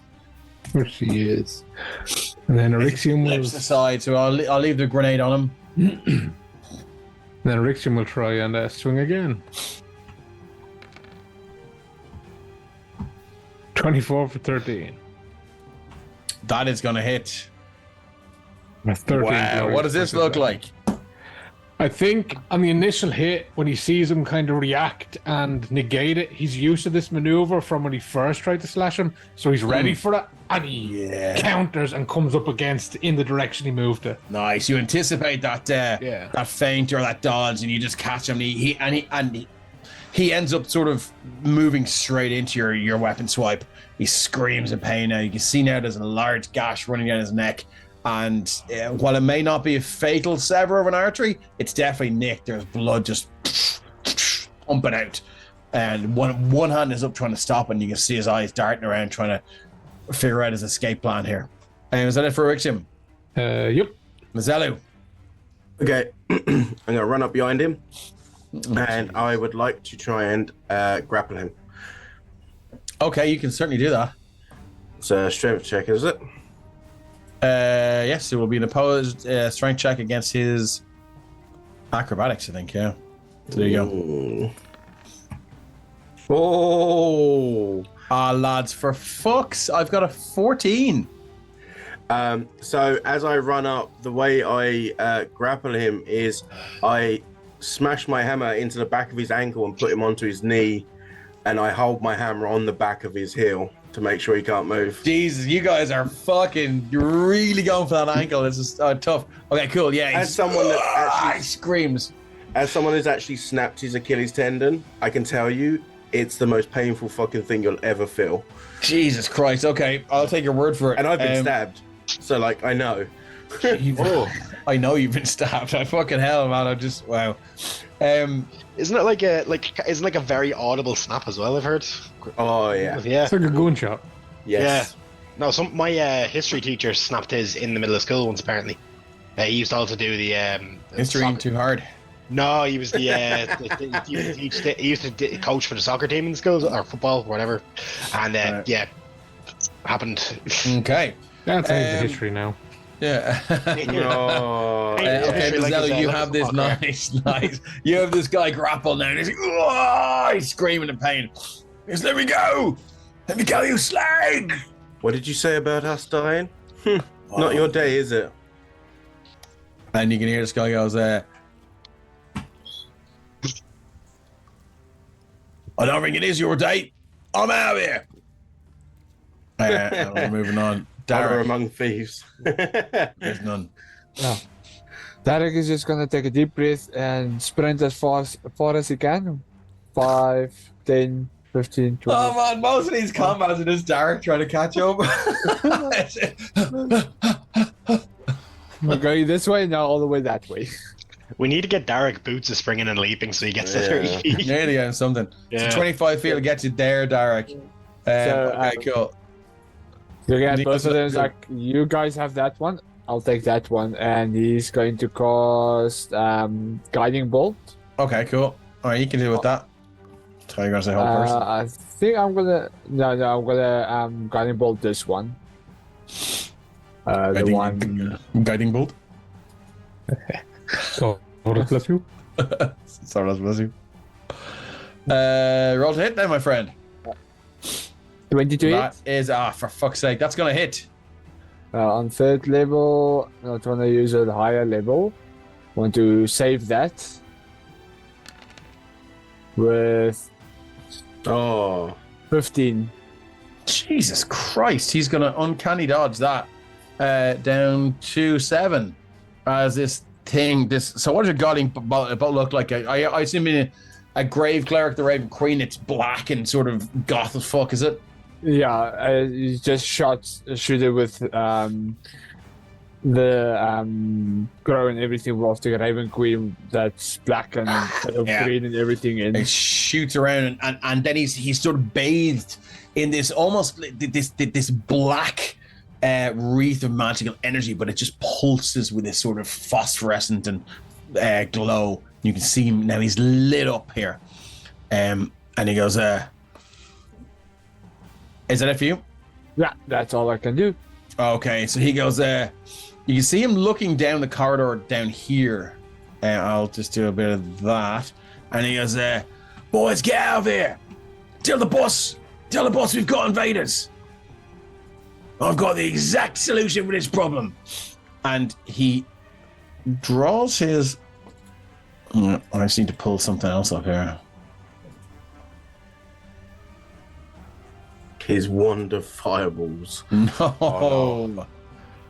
14. He needs a 14 to hit. Oh, thanks for the bless for me, Linda. Thanks. What? Wait, what? Linda blessing a player? Yeah, it's for me. It's for me. Did she specify? Oh, it's not. It's for me. Okay, cool. So this Master Thief is going to make... He makes one attack with his light crossbow. Oh, shit. Oh, no. Is it not 20? Against who? He doesn't have advantage on this. I'm gonna roll down. Sorry, it is 2d8 plus 4 / or 2d8 plus 4. Sorry, And who's you this see against? attacking? You'll find out in a second. 17 points of damage. That's not good. Okay, Not good for us or not good for him? you hear this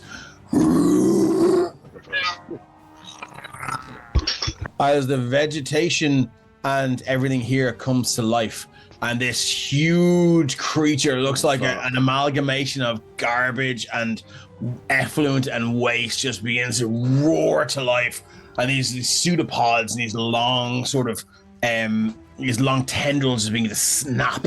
You can see its mouth just begin to sorry, I may do a shift C here. I'm on the wrong layer. There we go. Oh, there it is. Shift Z.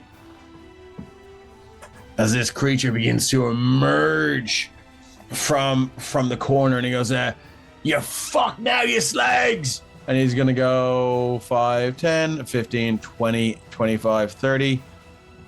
When he gets to there, actually, I'm gonna go, sorry, Bill! And obviously shouting to his mate, and then he's gonna use his bonus action to get the fuck out of there again. It's old Bill, is it?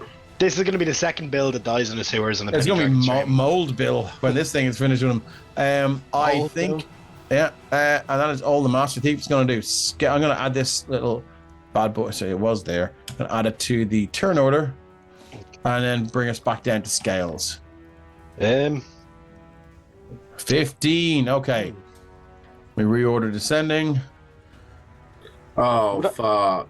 Yeah, you better believe it, buddy. I just read what it was. Yeah, but also it's the MCDM Flea Mortals version, which is fucking no. 10 times as terrifying.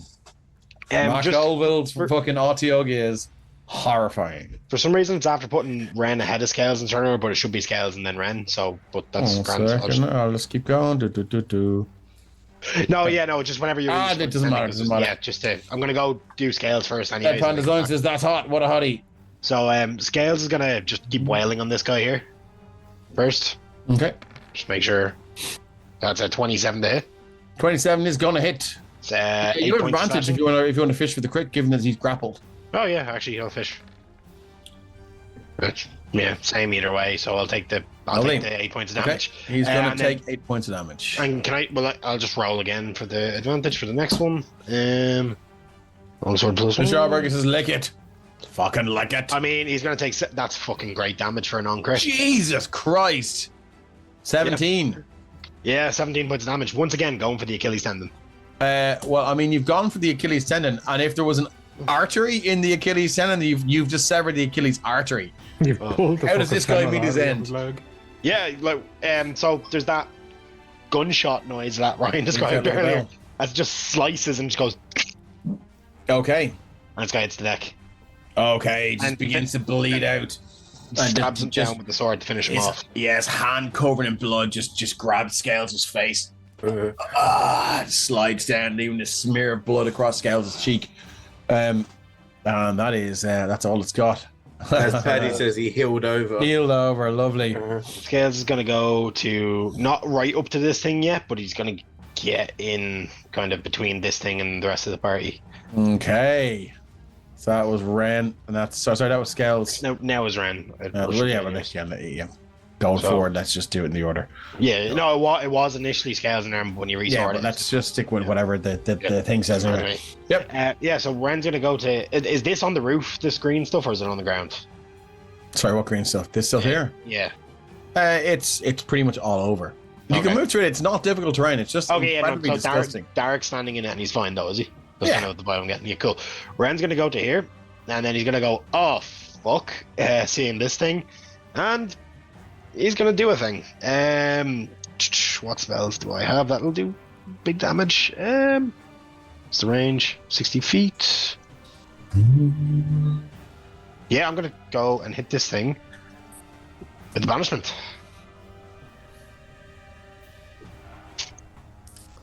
Okay. So it's I think it's a charisma save of DC Who's 15. casting that? Me, Ren's casting it on the Otyugh. Are you in range? I'm in 60 feet, yeah. Okay, cool. So what does it need? A charisma saving throw? Charisma save of DC 15. For fuck's sake, lads.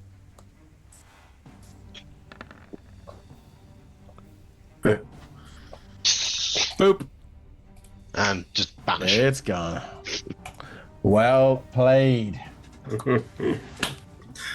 Bang, and the dirt is gone. Yeah, fucking Now, Barry Scott over there. Yeah, I don't know if Otyughs are like native to this plane, so I don't know if that'll have any weird effect on That's a good question. Yeah. It's a large aberration. Yeah, goodbye. Yeah, it's gone.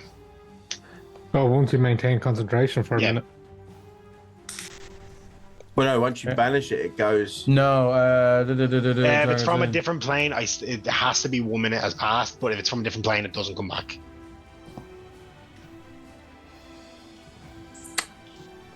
I would argue that it grew here, though.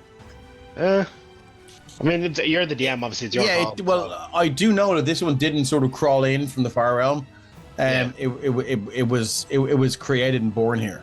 I mean, I think the wording says like if the target is native. So if he's born and raised here, he's native to this place. Yeah, I right? would argue that as well, because I do know how and why they have this thing.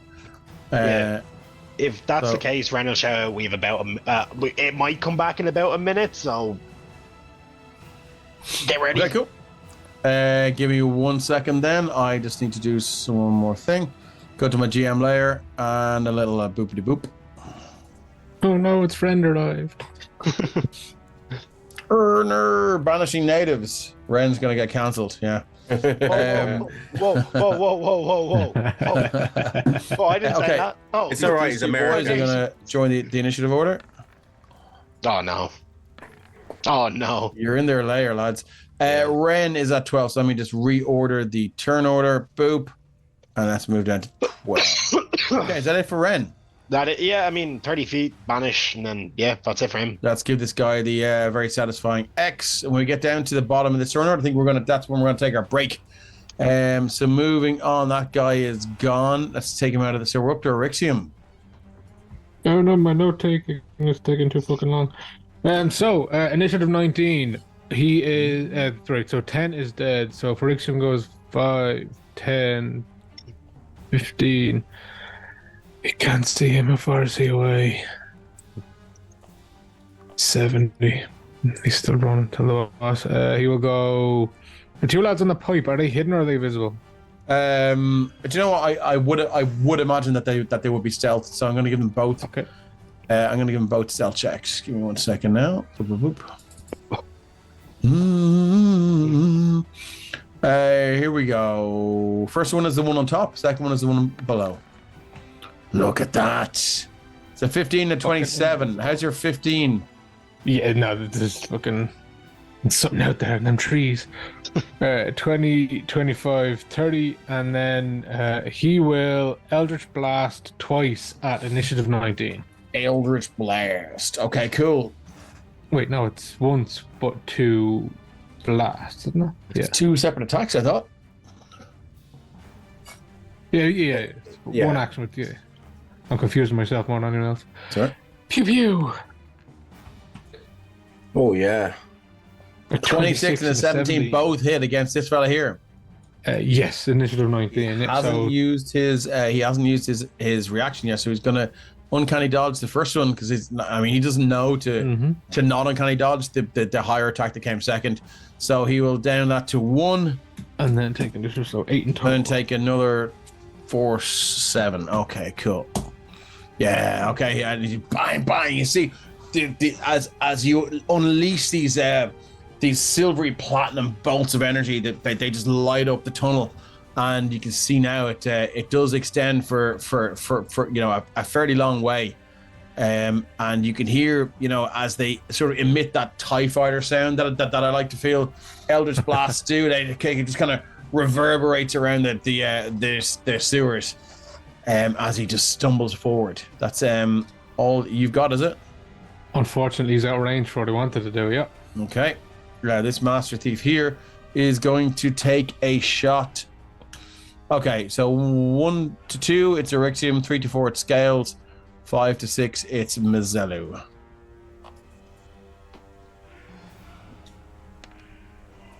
Mazelu. He's going to take a shot at you with his... sorry, that's the Artiok. With his... Where's the Master Thief now? With his light crossbows, you just hear this click. This guy reveals himself shooting with advantage because he's hidden. That's a 26 to hit. Is this the one that rolled the higher or lower stealth? Let's find out. Lower. I know. 27 stealth. So he shoots with advantage, so that means he gets a sneak attack to slash, or 1d8 plus 4. If it was the one with the lower stealth, I knew he was there. Yeah, you would have seen him there, but it's not. It's this guy here.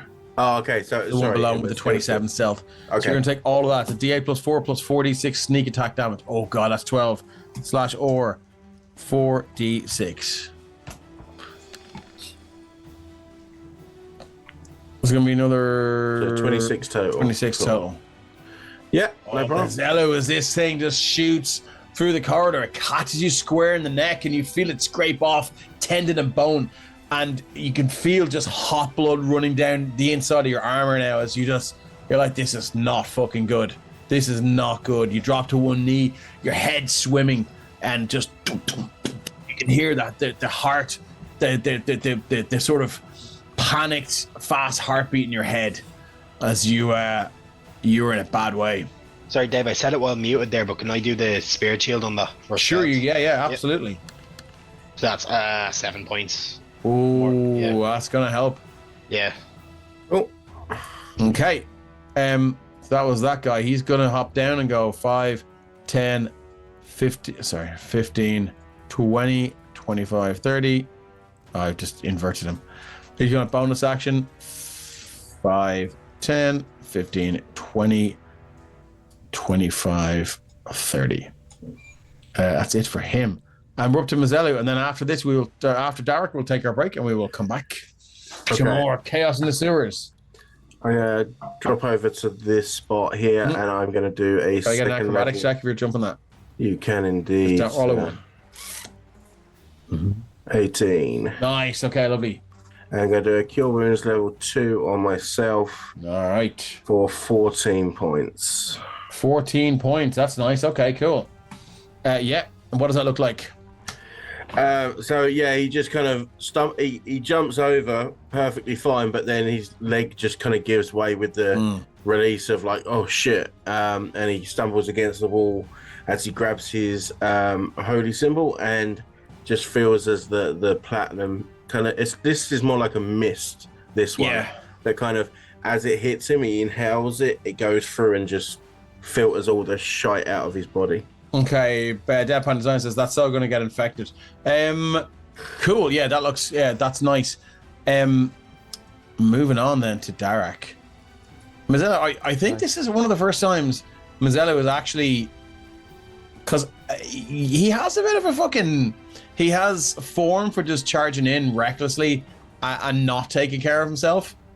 I actually think this is the first time I've healed myself. Yeah, I think he's like, and this is an interesting sort of point in Mazzello's sort of journey, in as much as, I mean, Why do you think that is? Like, does he suddenly understand his worth and value in the group when it comes to combats, or is it like? No, I think it's more a case of I need to stay up to keep them up. And I think that's Okay. kind of slowly starting to dawn on him that he Yeah. can't do fuck all if he's laying on the ground dead. Like, Okay, good to know. Derek, you're up, buddy. All right, so Long way to go until. Derek is just gonna try his best to move forward. 5, 10, 15, 20, 25. He moves all the way around. Mm-hmm. And then he can't do anything, but this might help. And he's gonna cause Bless On 3 creatures. on 3 Who's creatures. getting blessed? If I measured it correctly. You got a touchscreen. No. Oh, it's your mouse. Okay, with the other hand. All right, cool. That would have been awesome. Yeah. But 25. Okay, so scales, Urixium and Rosellos. Scales, Rixie, and Mazzello are all blessed. So you want to stick a little token marker on yourselves there. Anything else you'd like to do with your bonus action? That's all. Okay, that's all. So we're at the bottom of the turn order. It's 4 minutes to 10. Thanks for sticking with us. We're 2 hours into this stream. We will see you guys soon. And stay tuned for part 2. yeah.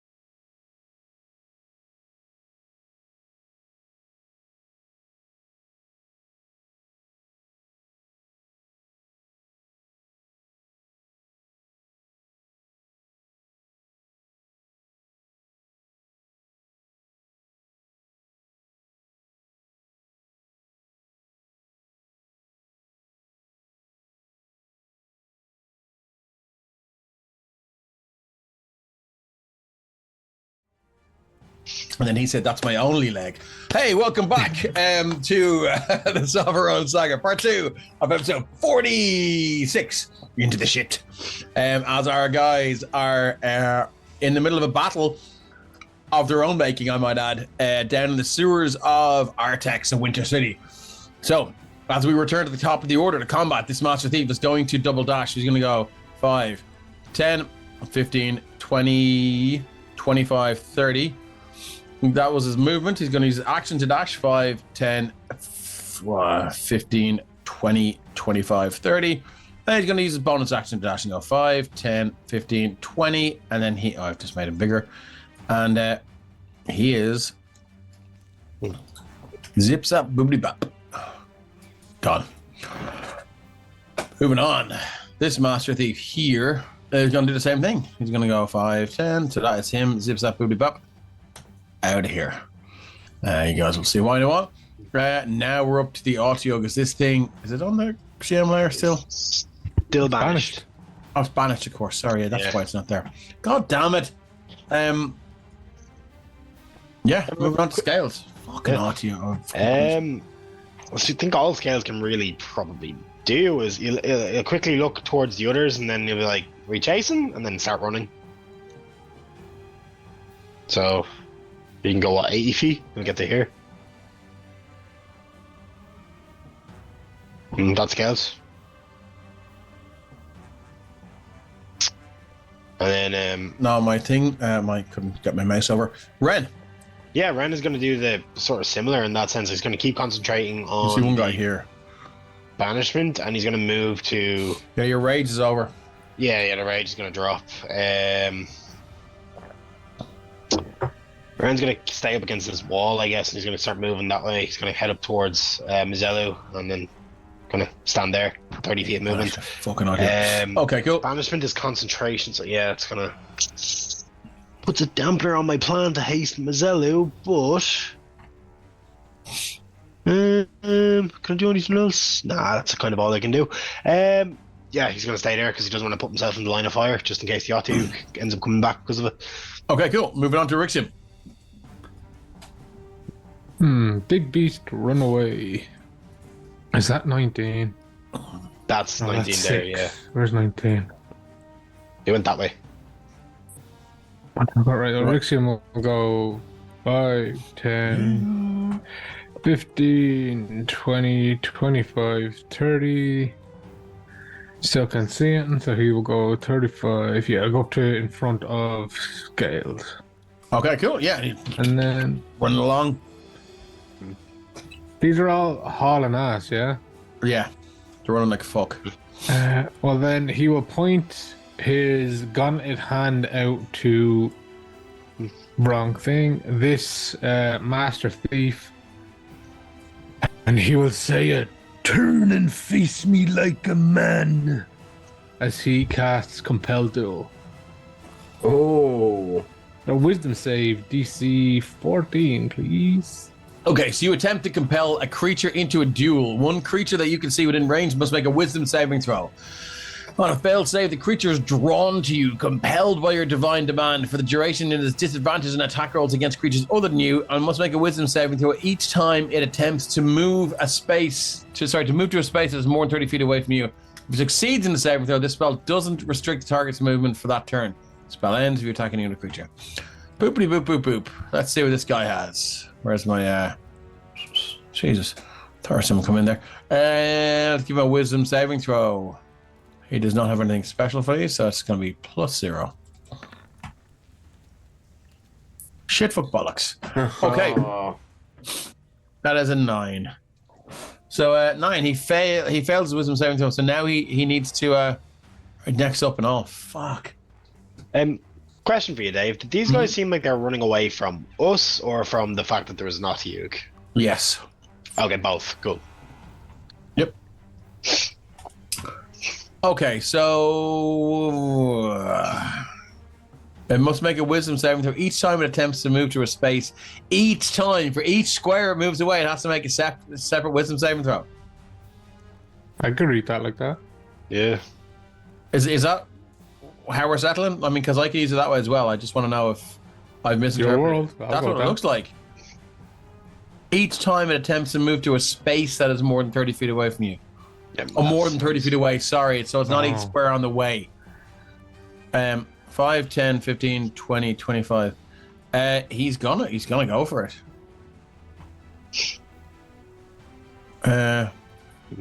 No, fuck it. No, they're survivors. He's gonna run. So he's gonna go 5. So let's just measure it. Get your measure tool out there and give me a. I think he's 30. pretty much. Yeah, he's at 25 there now. Okay, here we go. 30. Yep. And then, boop. So he needs another wisdom saving throw. Well, what happens if he fails that? Is he stuck or? Doesn't really say, does it? 15. What was the DC? 14. So he's made it. Yeah, it means if it says if it succeeds, it doesn't restrict the movement, which means I would imply if it fails, it does. Okay, so he's out of there. So it's 5, 10. What did I do? 15, 20. Smells like a bitch. 25, 30. Bonus action 5, 10. And you can't really see where he goes yet, can you? Dorixium can. Can you? Can you see around the 120 corner? feet of dark vision. Yep. Can you? Okay. You can see this this massive sort of submarine-like metal hatch with this like twirly locking mechanism on it, and he opens a hatch and he goes, "Fuck your mum," and he goes, just dives down, and this slams. You can see the thing just like spinning like really fast. Dorixium will remember that. Mazzello. Yeah, so run, don't see anyone. 1, 2, 3, 4, 5, 6. Use my action to move some more, and that's about it. Okay, Derek. So that is looking like, okay, everybody's going that way, so let's go that way. 5, 10, 15, 20, 25. Takes a deep breath. Again, dash. 5, 10, Oh 15, God, 20, love him. 20. He's trying so hard. Watch your step. Bonus action, swear at everybody with the long legs. Yeah. Okay. Cool. So we're up to the top here now. I think I'm gonna take us out of initiative order here, guys, because they're all gone. There's the Artiuk still has the minute there before it drops back in. Yeah. So what are you gonna do? If they've all vanished, Ren will like say we have about it's been 2 turns, so we have about 40 something seconds. So he'll be like, "Hey guys, this thing's gonna be back any second now. You want to set something up to like or be ready to beat the shit out of it." And we still hear Piddly Pete. Screaming. No. God damn it. Or we can just run away and leave it here. It's up to you guys. You have Up to to you guys, assume what do you he's wanna do? dead already. Yeah, I mean, there's no way Mazzello's going to leave something like that to fucking potentially screw up the city, so he'll go back and prepare to attack this thing. Oh shit. Okay. I was gonna say everyone stand at least 20 feet away from it, but yeah, cool. Okay. Oh no, we want to get dirty with this. I was gonna thing. fireball it, so but yeah, fair. I mean, you can certainly do that if you want to. Ren's looking to hit his friends. Well, I don't know if that's I possibly. just say I don't like the way you said friends. Yeah, Ren's looking to hit his Friends? friends. Oh well, I don't. Ren doesn't know if you guys consider him a friend, so he's kind of like friends. That was harsh. That was harsh. Okay, cool. So, what's gonna happen then? So you're not gonna fireball it. You're just gonna let them get in, up close and dirty. And, yeah, I'm just gonna hold a 2nd level chromatic orb, for when it comes. Like, Okay, so you're gonna hold that. Yeah, I assume everyone's gonna hold attacks then, yeah. Yeah. Okay, so let's scooch through here. Boopity boop boop boop. Sorry. Like once everyone's in position, like Ren will also just drop concentration, like when after the warning. Like Okay, yeah, well, look, whatever happens, happens. Here we go. It's back to the token layers. It's massive tendrils and teeth, and they're just flying around. And it sees you, and it begins to lunge for one of you. Everyone's held action kicks in. Let's see what you got. swing. Scales misses, I assume. Fun. So this is the scales with a longsword. Yeah. 10 is a miss. Cool. Let me just tell you what this thing's AC is. Now you went for it. 14. Oh, the bless. Fuck. I thought Hold on. Okay, so that was scales. It should be Ren next. Yep. So Oh, I'm sorry. gonna That's fine. You can keep the roll. Come on. Roll. Sorry, my sheet's actually. Thank you, Linda, for the bless. Come on. That might double roll there. That's a 17 to hit for 17 is a hit. His AC is 14. Yeah, 13 points or 14 points of lightning damage. Lightning damage. Let's see if this heals it. Please no, not again. Let's see. Damage resistances. Rot leech. It should have rolled twice there. I don't know why it did. Sorry. Alright. No, it's going to take all of that. So it's 19 points of damage. No, it'll be the 14 because it double rolled. Okay, sorry, 14 points of damage. Cool. Yeah, as your attack just shoots through, and yeah, it screeches in pain. Tendrils fly around. Okay, so that was Ren. Now it's Erixium with the 8. 28 to hit for how much damage? 8 points of slashing. 8 points. Let me just see what it's resistant to. It's magical in case that matters. It's resistant to acid and poison damage. I know you're not going to metagame, you guys. So what's that? Sorry, how much?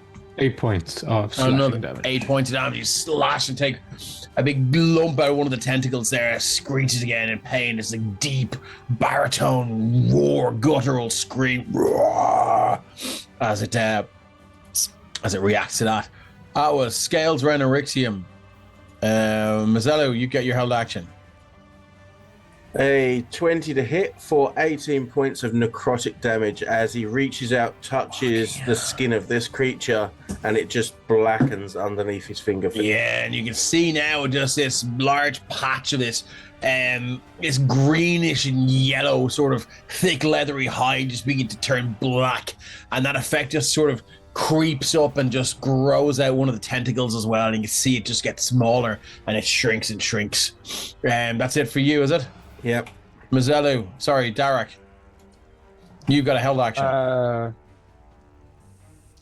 Well, only thing I can do is I'm not allowed to do blight. Oh shit! You're in range, I think. Well, it's a held action, so yeah. It's 30 feet. 30 feet of... Yeah, I'm 30 feet away, yeah.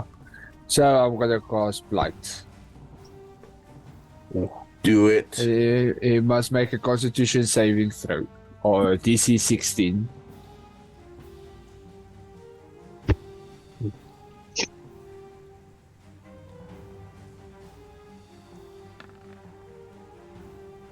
Oh, still takes half though. Yeah, then it just takes half. Okay, cool. Which is half of what? Do you want to click the? If I think. In your roll attack it? sheet, Yeah. What's the thing again? Blight. 88 necrotic damage halved.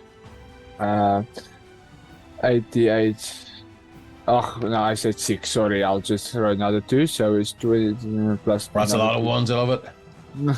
So it down to 26, so it's 18. Down to damage. 13. Okay, yeah, it takes that 13, again, yeah, and again more necrotic damage. You can see parts of it would begin to wither and dry up as it screeches in pain. This thing is, it's hurt, but we're back to the top of the round, and it's gonna have a fucking go. Yeah. My roll 20 went berserk, Okay. so click apparently bludgeoning. So yeah, Okay, so you can see now. This thing has 7 appendages, which they can convert into other appendages using the transform bonus action. In their natural state, the Autoyog has 1 eye stalk, 3 legs, and 3 tentacles. So at the moment, it has 3 tentacles, and eye stalk. So what it's going to do is going to make some attacks with tentacles. Popular with the ladies, though. Yeah. So here we go. Tentacle slam. Multi-attack. The Autoyog makes 1 tentacle slam for each tentacle they currently have. They're going to make 3, and it's going to make 1 at Scales, Erixium, and Mazzello. Mazzello first. Can I sentinel that one then? 20, sure. Yep, cool. 20 does hit, yep. Slice. That's okay. I hope 14 doesn't hit. I don't think does it. Its AC is 14. Oh yeah, so it's Beats it. another 8 points of damage to scale. 8 points of damage. Nice. Okay, cool. So, As it's, let me just see here. With the target is medium or smaller, they are grappled with an escape of a DC 13 and restrained until the grapple ends. The Autoo can grapple one target for each tentacle they have. So you are currently grappled as this tentacle just wraps around you, and you can feel now.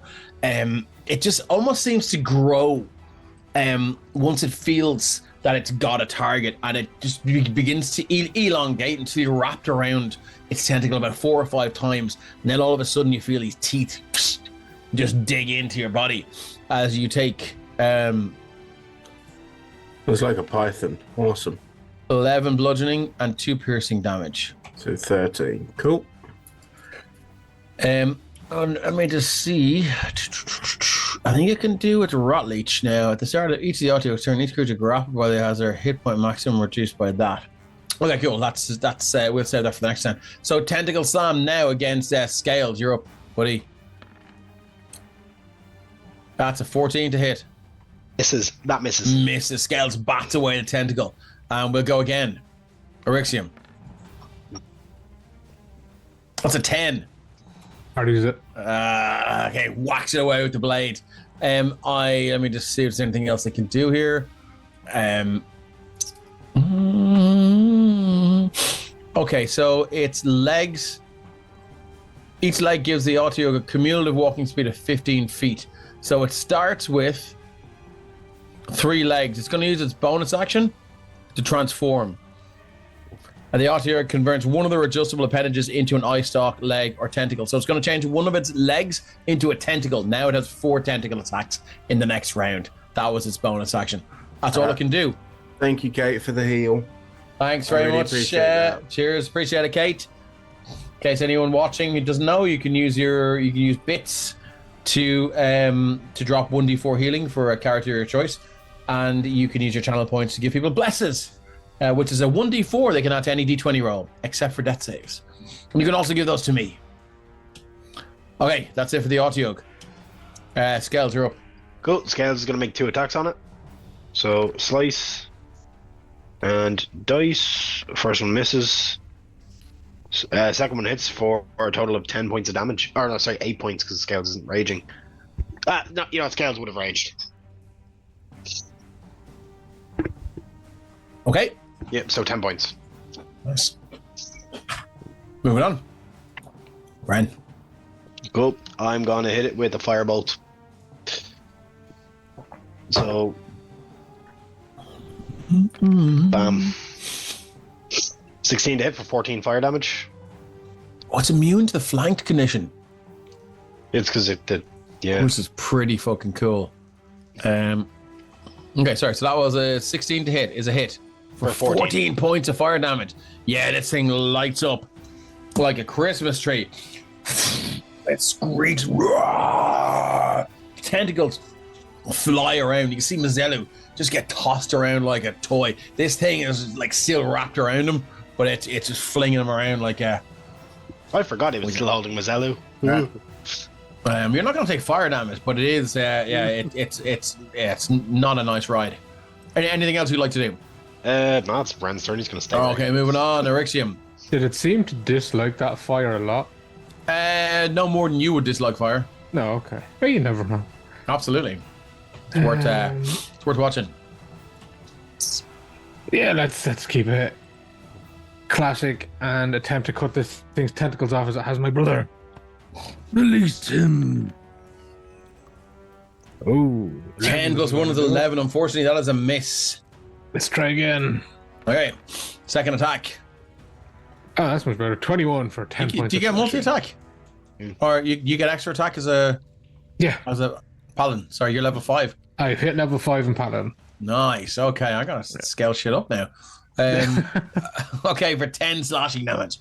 Yeah, your blade just cuts through, and you can see now it just opens this massive gash, and all these sort of yellow and green sort of maggot-like things just fall out and just flop around, and then just like all like this sort of flowing tide just run back into the thing. Anything else you'd like to do? Yes. With his bonus action, he will hold his hand away. Just double check. Yeah, 60 feet. He will hold out his hand and say, Stay strong, brother. as the visions of the Platinum Dragon engulfs Mazzello, give him a Shield of Faith. Okay. Shield of Faith is up and running. Okay, we're on to the Master Thief who's gone. Mazzello, you are not in a good way, my man. What would you like to do? Currently grappled. It would be your action to try and beat the grapple. Having heard what Erixium just said, looking at him and seeing what he does, because I'm very attuned to what he does at this point, he's gonna clench his jaw and instead try to help himself as he grabs his holy symbol and he heals for 20 sorry, I should have worked this out. That's right. For 19 points.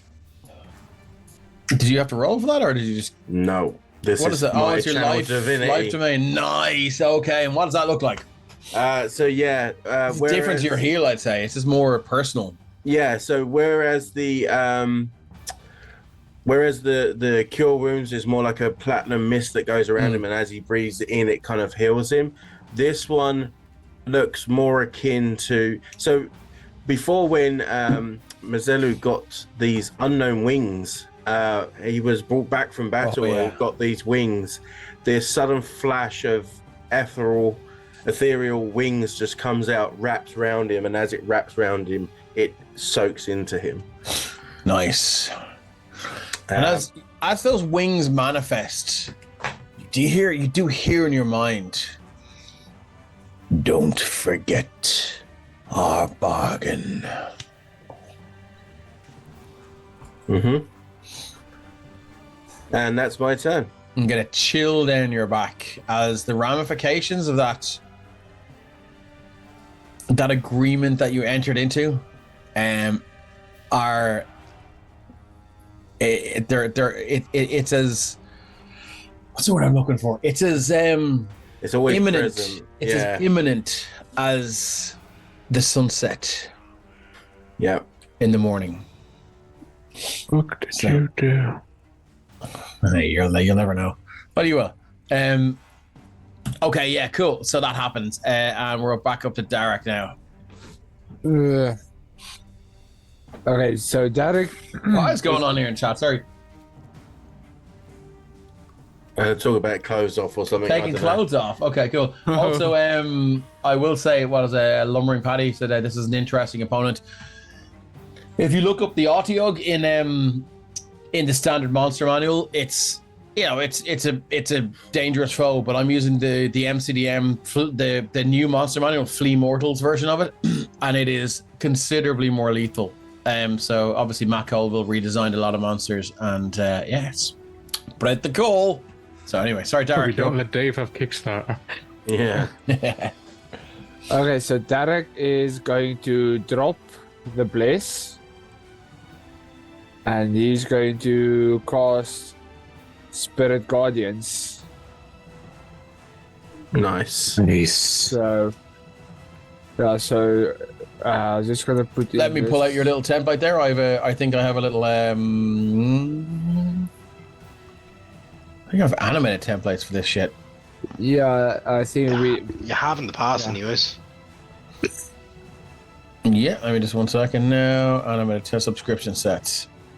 Dark and animated. Free assets. 1 second now. It's too cool. There we are. Animated spellbook concentration. Spirit Guardians. Let's go. I'm going to use a dark one. So where's it going? right around me. So if I work it, oh, that's awesome. Would you like them apples? It's pretty cool, isn't it? That should cool. be the right. I think that should be the right.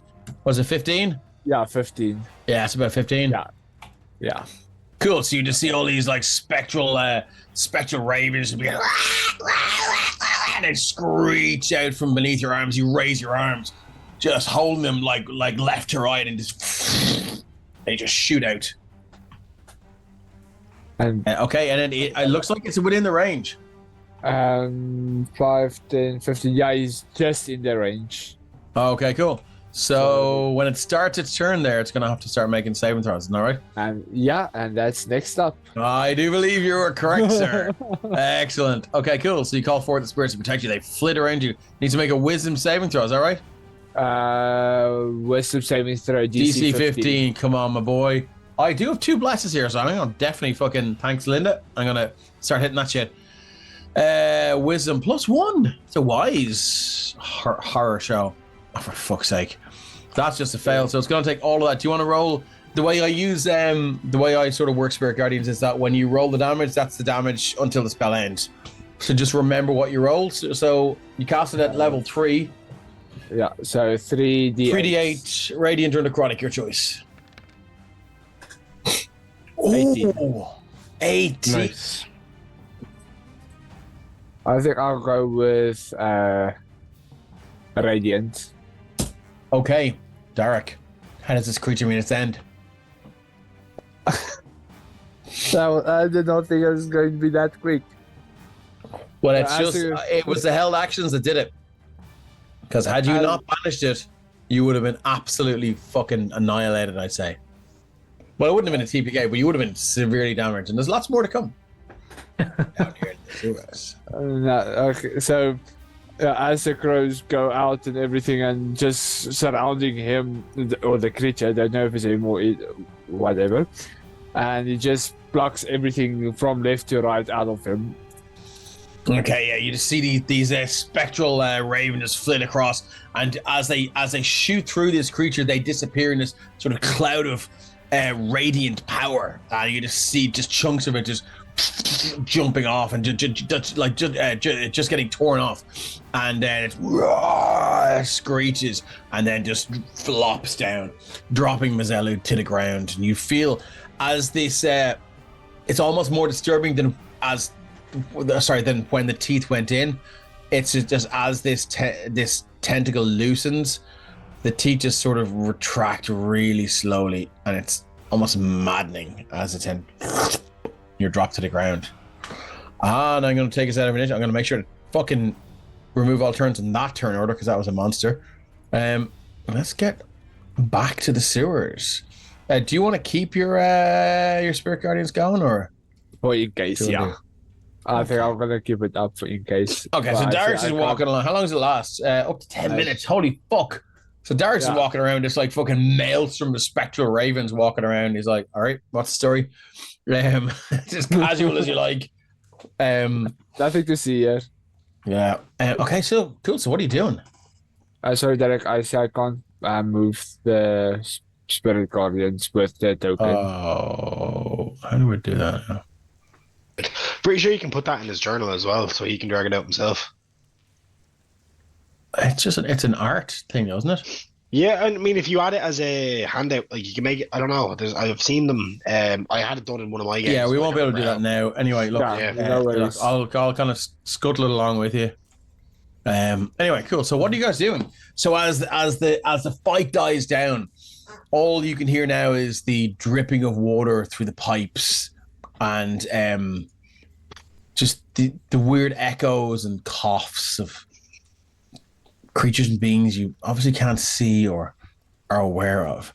The smell again hits you, coupled with the smell of whatever effluent and biological waste this Autiog had eaten, as its muscles relax and it begins to defecate itself. Same with this creature here, this master thief, and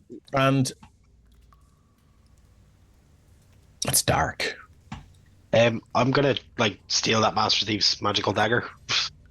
All the other ones I've had, so I'm guessing he has one too. Yeah. Yep, cool. And then does he have anything else on him, like any documentation or Let's get an investigation check. Cool, I'm good at those. Well, I don't remember anything on my sheet is under I. Investigation. No, that's the wrong one. That's intimidation. Investigation. I intimidate him into telling me where. Okay, cool. Nah, 18. All right, 18.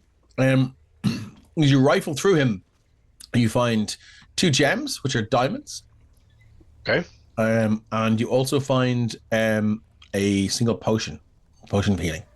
Is it standard potion healing, or does it look Yeah. fancier than normal? Standard potion. Yeah, Ren will take the diamonds and the potion of healing. He'll hand the potion of healing straight to Mazelu, and then he'll be like, I'm assuming you guys have a use for these? And then hold the 2 gems. What's the estimated worth? Fuck if I know. Would somebody like to? Do they have appraising tools or?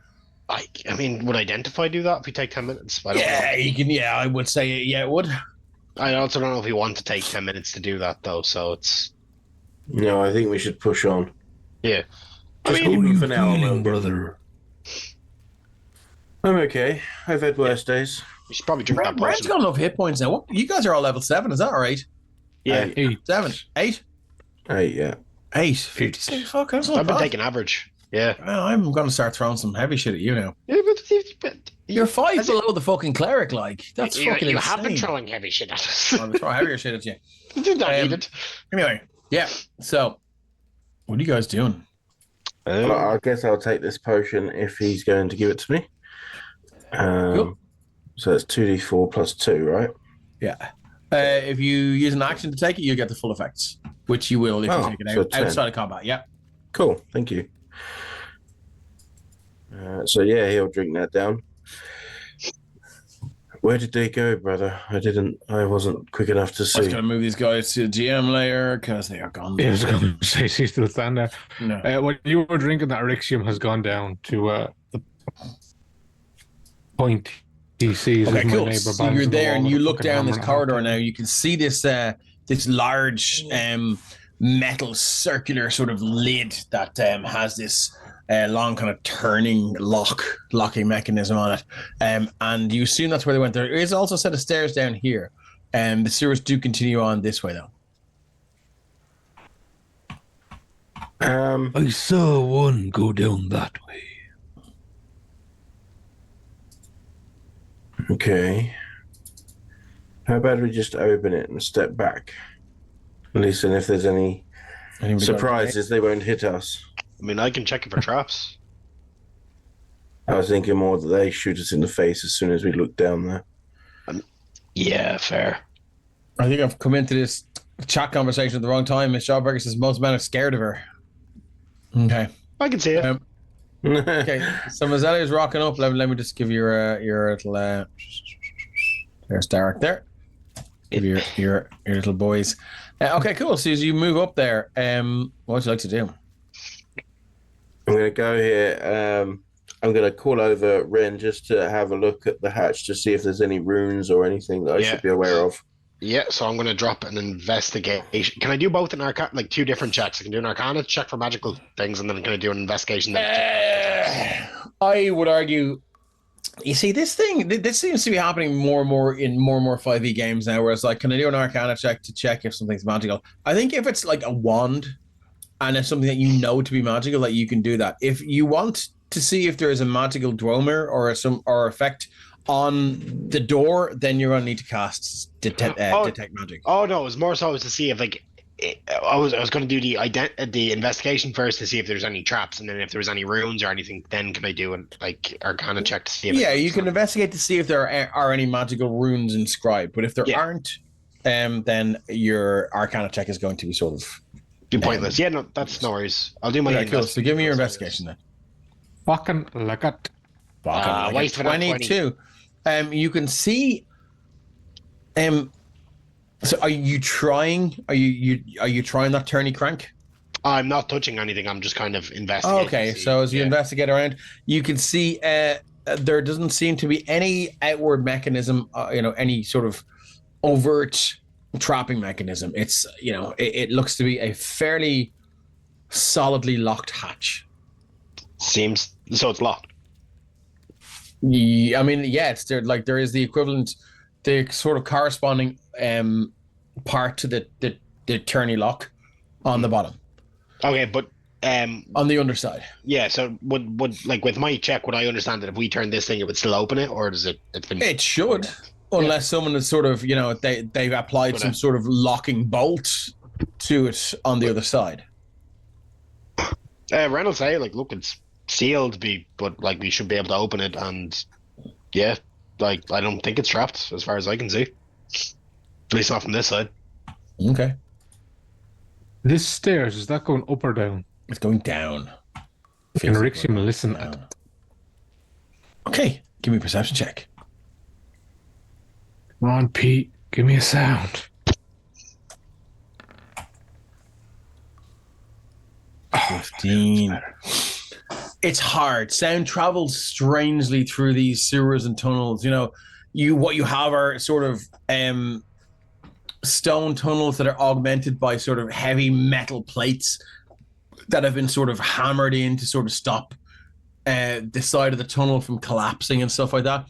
So you do, for a second, you're sure you hear a wail of terror or something from the stairs down there. It's hard to be sure.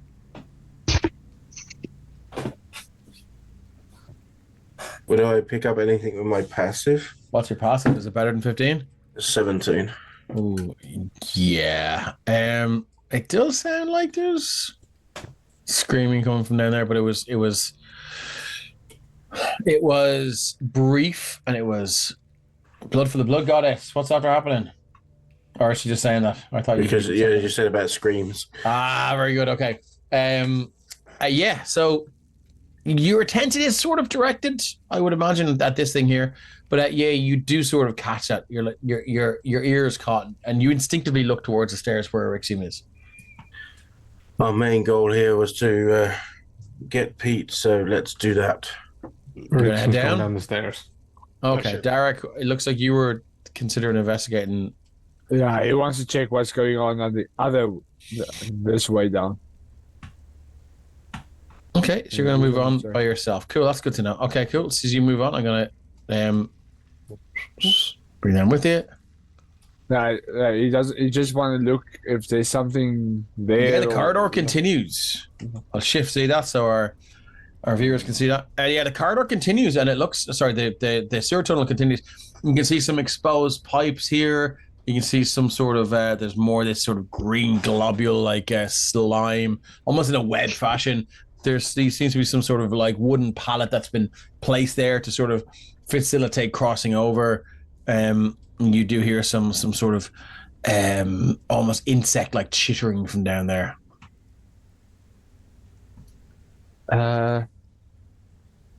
Derek is very wise, so he knows don't go alone. He's going back. Okay, Mr. Alberger says gelatinous cube made out of sewer water. I like that. Okay, so Derek moves back. These boyos following with him. Okay, cool. So you guys are heading for the stairs. Okay. Let me just see where. I'll bring Can I it investigate down. for traps on the stairs as well before we start going? Can I just check there's Nope. no wires? No, you're just gone. Fair. Yep. At least it's the heavily armored one first. I'll make sure my dynamic lighting is on this time. I'm directly As we behind. head down, it is. I was going to say I'm directly behind Erixium, and I'd say even so far as to say I'd have my hand on his shoulder. So if anything went all down, I was there to all react to it. I'm gonna clump you up, Derek. I assume you're going with them. Yeah. I'm just gonna get rid of your spirit guardians. If they're relevant, we will bring them back. Let's copy. Let's bring you over as you descend the stairs. Now, as you travel down these stairs, I'm not going to move you over to the next map just yet. As you travel down these stairs, they are these sort of long and they're very wide, 5 or 7 feet wide. So there's enough for you to squish two at a time. But as Erixium heads down, I need you to make me dexterity saving throw, please. As your heavy boot clumps down, you feel one of these steps just click in and just get depressed with a very audible click. That's an 8. Okay, cool. So 2 things happen. Spikes shoot up from that step and pierce your foot. They are poisoned. So I'm going to need a constitution saving throw, please. As a 5th, that's exactly what you needed. So you're going to take 2d6 piercing. 7 points of piercing damage as they pierce your foot. And then retract. And you're, oh, that was pretty bad. And then all of the steps retract until this whole series of steps is now a slide. And as you begin to slide down, you see these jets of grease shoot out, which only serve to speed up your descent. Now, I'm going to ask, how many people were? I mean, you guys are following pretty fast on here, or are we all going to sort of retcon what was happening? I know. I was on the stairs right behind him, holding his shoulder. Cool. How far down the stairs had he gotten before this happened? Or was I would have said about maybe 10 or 15 steps would have been most of the journey. Well, certainly maybe, it would have been one full revolution, I'd say, of that circular spiral staircase. And I'm guessing pacing wise, they would have went first in a second or two, and then the rest of us. So maybe not. I mean, I don't really want to metagame it either. But no, but I mean, if you have an argument as to why you wouldn't be on the stairs, given that all the stairs have just turned into that sort of this I'm just trying to lethal fairground ride. I'm trying to think as to whether or not I'd have been on the top of the stairs or I'd have been a few feet back before that happens, because he just kind of went ahead on his own. Well, with Orixia or Mazzelu. Scales is probably on the stairs with them. He probably went down straight after the two of them. Okay, cool. So, I mean, as far as I'm concerned, everyone's on the stairs. You guys are going to be cool. So, as the stairs just flip into this sort of sort of diagonal slide thing, you begin to pick up speed, and again, these jets of this oily, almost fish-like smelling grease just shoot out, and you begin to just shoot down these stairs. You do about 8 full rotations, picking up incredible speed. And as you shoot out Orixium, you can see there is a wall full of spikes. And you are hurtling straight towards it. So I'm going to need another dexterity saving throw, please. DC for this is 15. As I was right behind him holding his shoulder, can I say that I jammed my shield in front of him? I am going to need you to give me... what would that be? Let's see. It would be...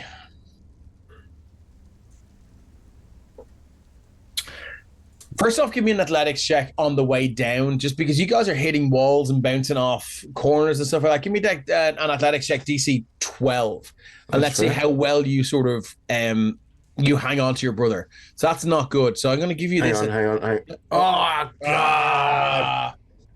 Oh, so you tried your bless there, did you? Yeah, I did try my bless. Okay, cool. So that bless is gone. And as you shoot down this thing, yeah, you're bouncing off walls. You're gripped. You just lose the grip in his shoulder. And yeah, so I mean, I'm gonna give you this at disadvantage. I'm gonna say, what would this be? I'm gonna say athletics again, because you're shooting. You're just trying to use all your shoulder muscles and your power to just swing this shield around. Give me an athletics check, DC 17 at disadvantage. No. 14, no. Fortunately, no. You're just being tossed around and just you're hitting walls and bouncing around the place like a pinball machine. Thanks to All84, the bless from Mazzelu. Do you want to throw that in? Was it 17? Yeah. I will allow that if you want. So. Yeah. Let's do it. Okay, please, dice gods, for fuck's sake. Oh, you sons of bitches! What? That's Thank you very much. Fucking horrific. Yeah, that was awesome. Okay, cool. So yeah, you just swing the shield around, and just unfortunately you're too late, and you are kind of lucky that when you swing the shield around, you don't catch Orixium in the back of the head. But Orixium, you see this, and again, like I described, that going over the handlebars of the bike as a kid, just everything slows down. You just see you are hurtling towards this wall of spikes at a fucking insane speed. Just check how this looks on the other side. Yeah. I'm going to need this is a pretty horrible trap. So I'm going to need a dexterity saving throw, DC 15. This is from each of us, right? Sorry, this is as you approach those spikes. So this is to mitigate the damage at the bottom of the trap as you're shot out.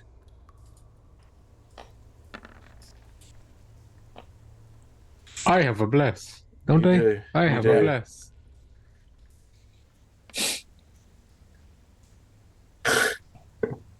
I'm glad it worked for you, brother. Okay, so you're going to take half of 86. Okay, slash or If I could D6. time in bottle. That's a lot of ones. You're going to take 12 points of piercing damage as this greased slide just spits you out, and you sort of throw the shoulder around and manage to sort of get your arm in between a bunch of spikes, but you do still take a lot of piercing damage up and down the side of your torso there. This is not poisoned, but yeah, it hurts. Now I need everyone else to give me the same. Now, could I fight for being directly in front of Mazelu so that if he were to fail, Orixium could absorb some of said damage as it is a rebound hit? Yeah, I'm He is more than being happy. shish kebabbed. Okay, cool. So you are at a DC. What was it? DC 17, was it?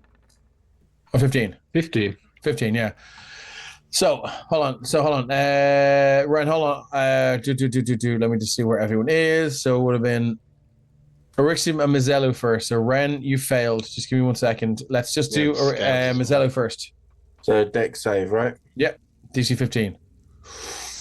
Okay, so you want to argue. So I'm going to do. So you want to take half this damage essentially. Yes. Okay, I will allow that. So you're going to take 8d6. We're just going to half this, and you both take it. So slash or 8d6. And as you see him screeching around the corner, his metal arms will be to you both take 11 points of damage.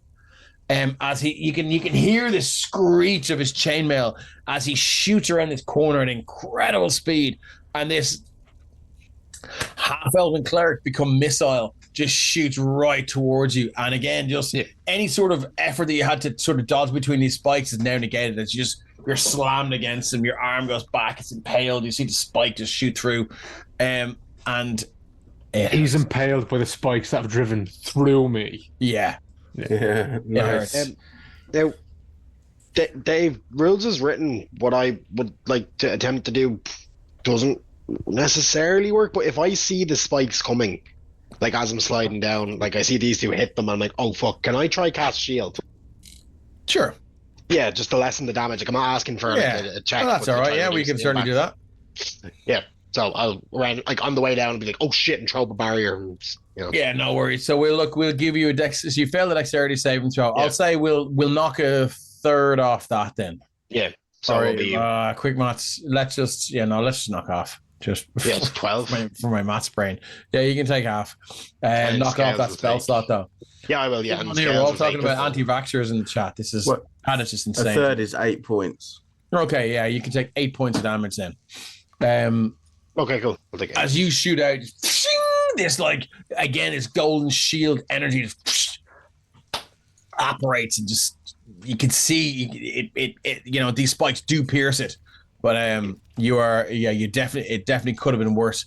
At this stage, full 23 or 24 was it? Sorry, scales failed as well. Yeah. Okay, so this is So So lastly, we need Darak then. Okay.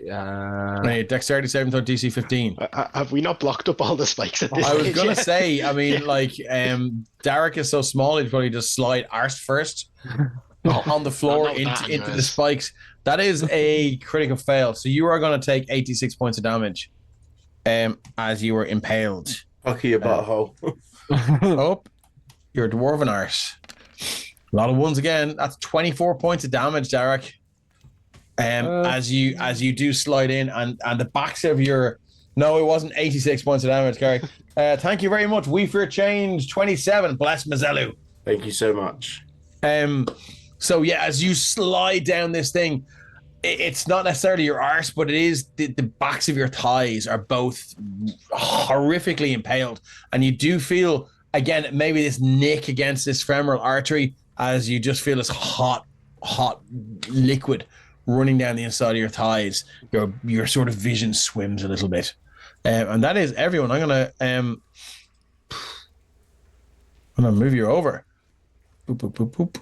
And this is where we turn our heads and see just a bunch of dudes waiting with crossbows, isn't it? 4 Autios.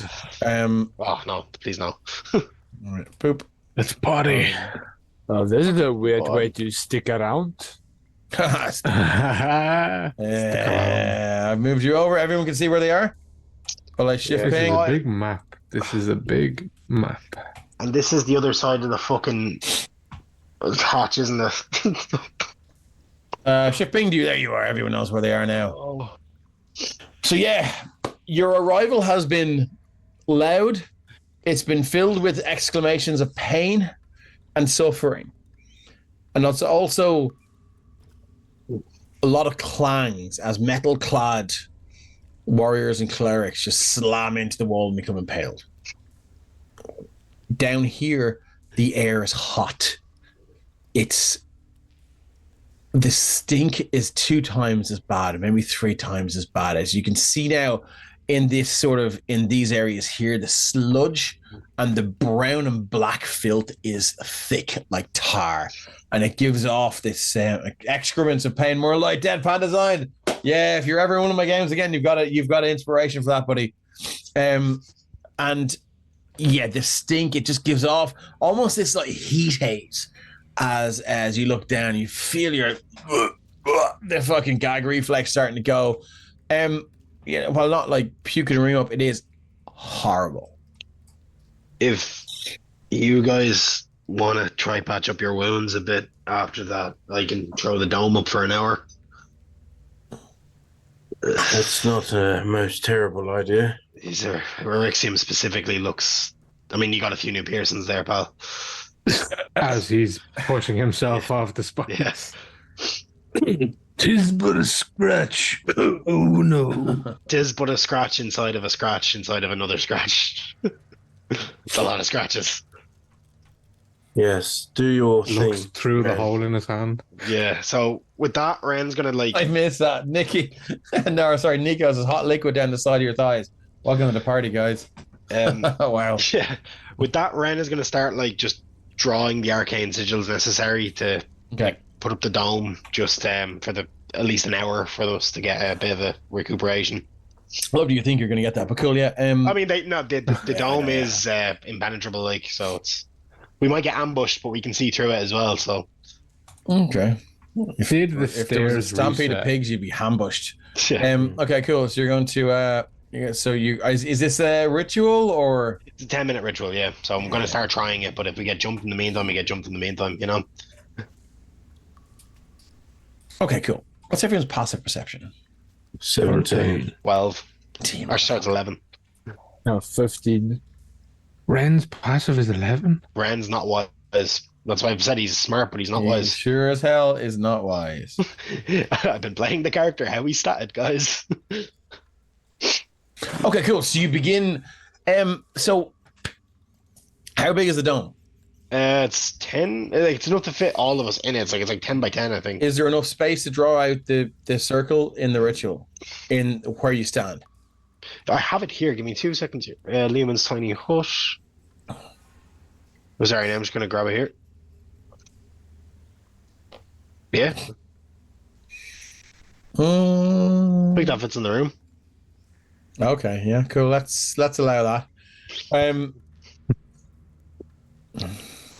We're stretching this a little bit, but we'll allow it. So you're casting it in ritual format. Cool. It is around about this time that you've just finished the ritual, and these 4 gentlemen arrive. Just as the force field forms around us. Pretty much.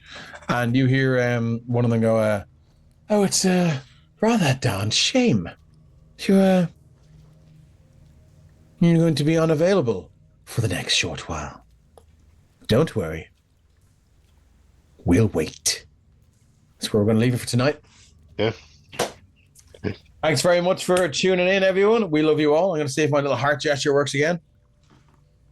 Didn't. Magic. Oh, it does, look. Hey. Does that come around the stream? Can you see that on Twitch? Yeah. Yeah. No How are you way. doing it? It doesn't work That's for us. insane.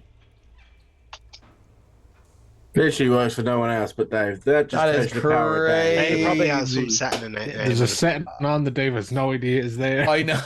All right. Cool. Look, thank you all so much for tuning in.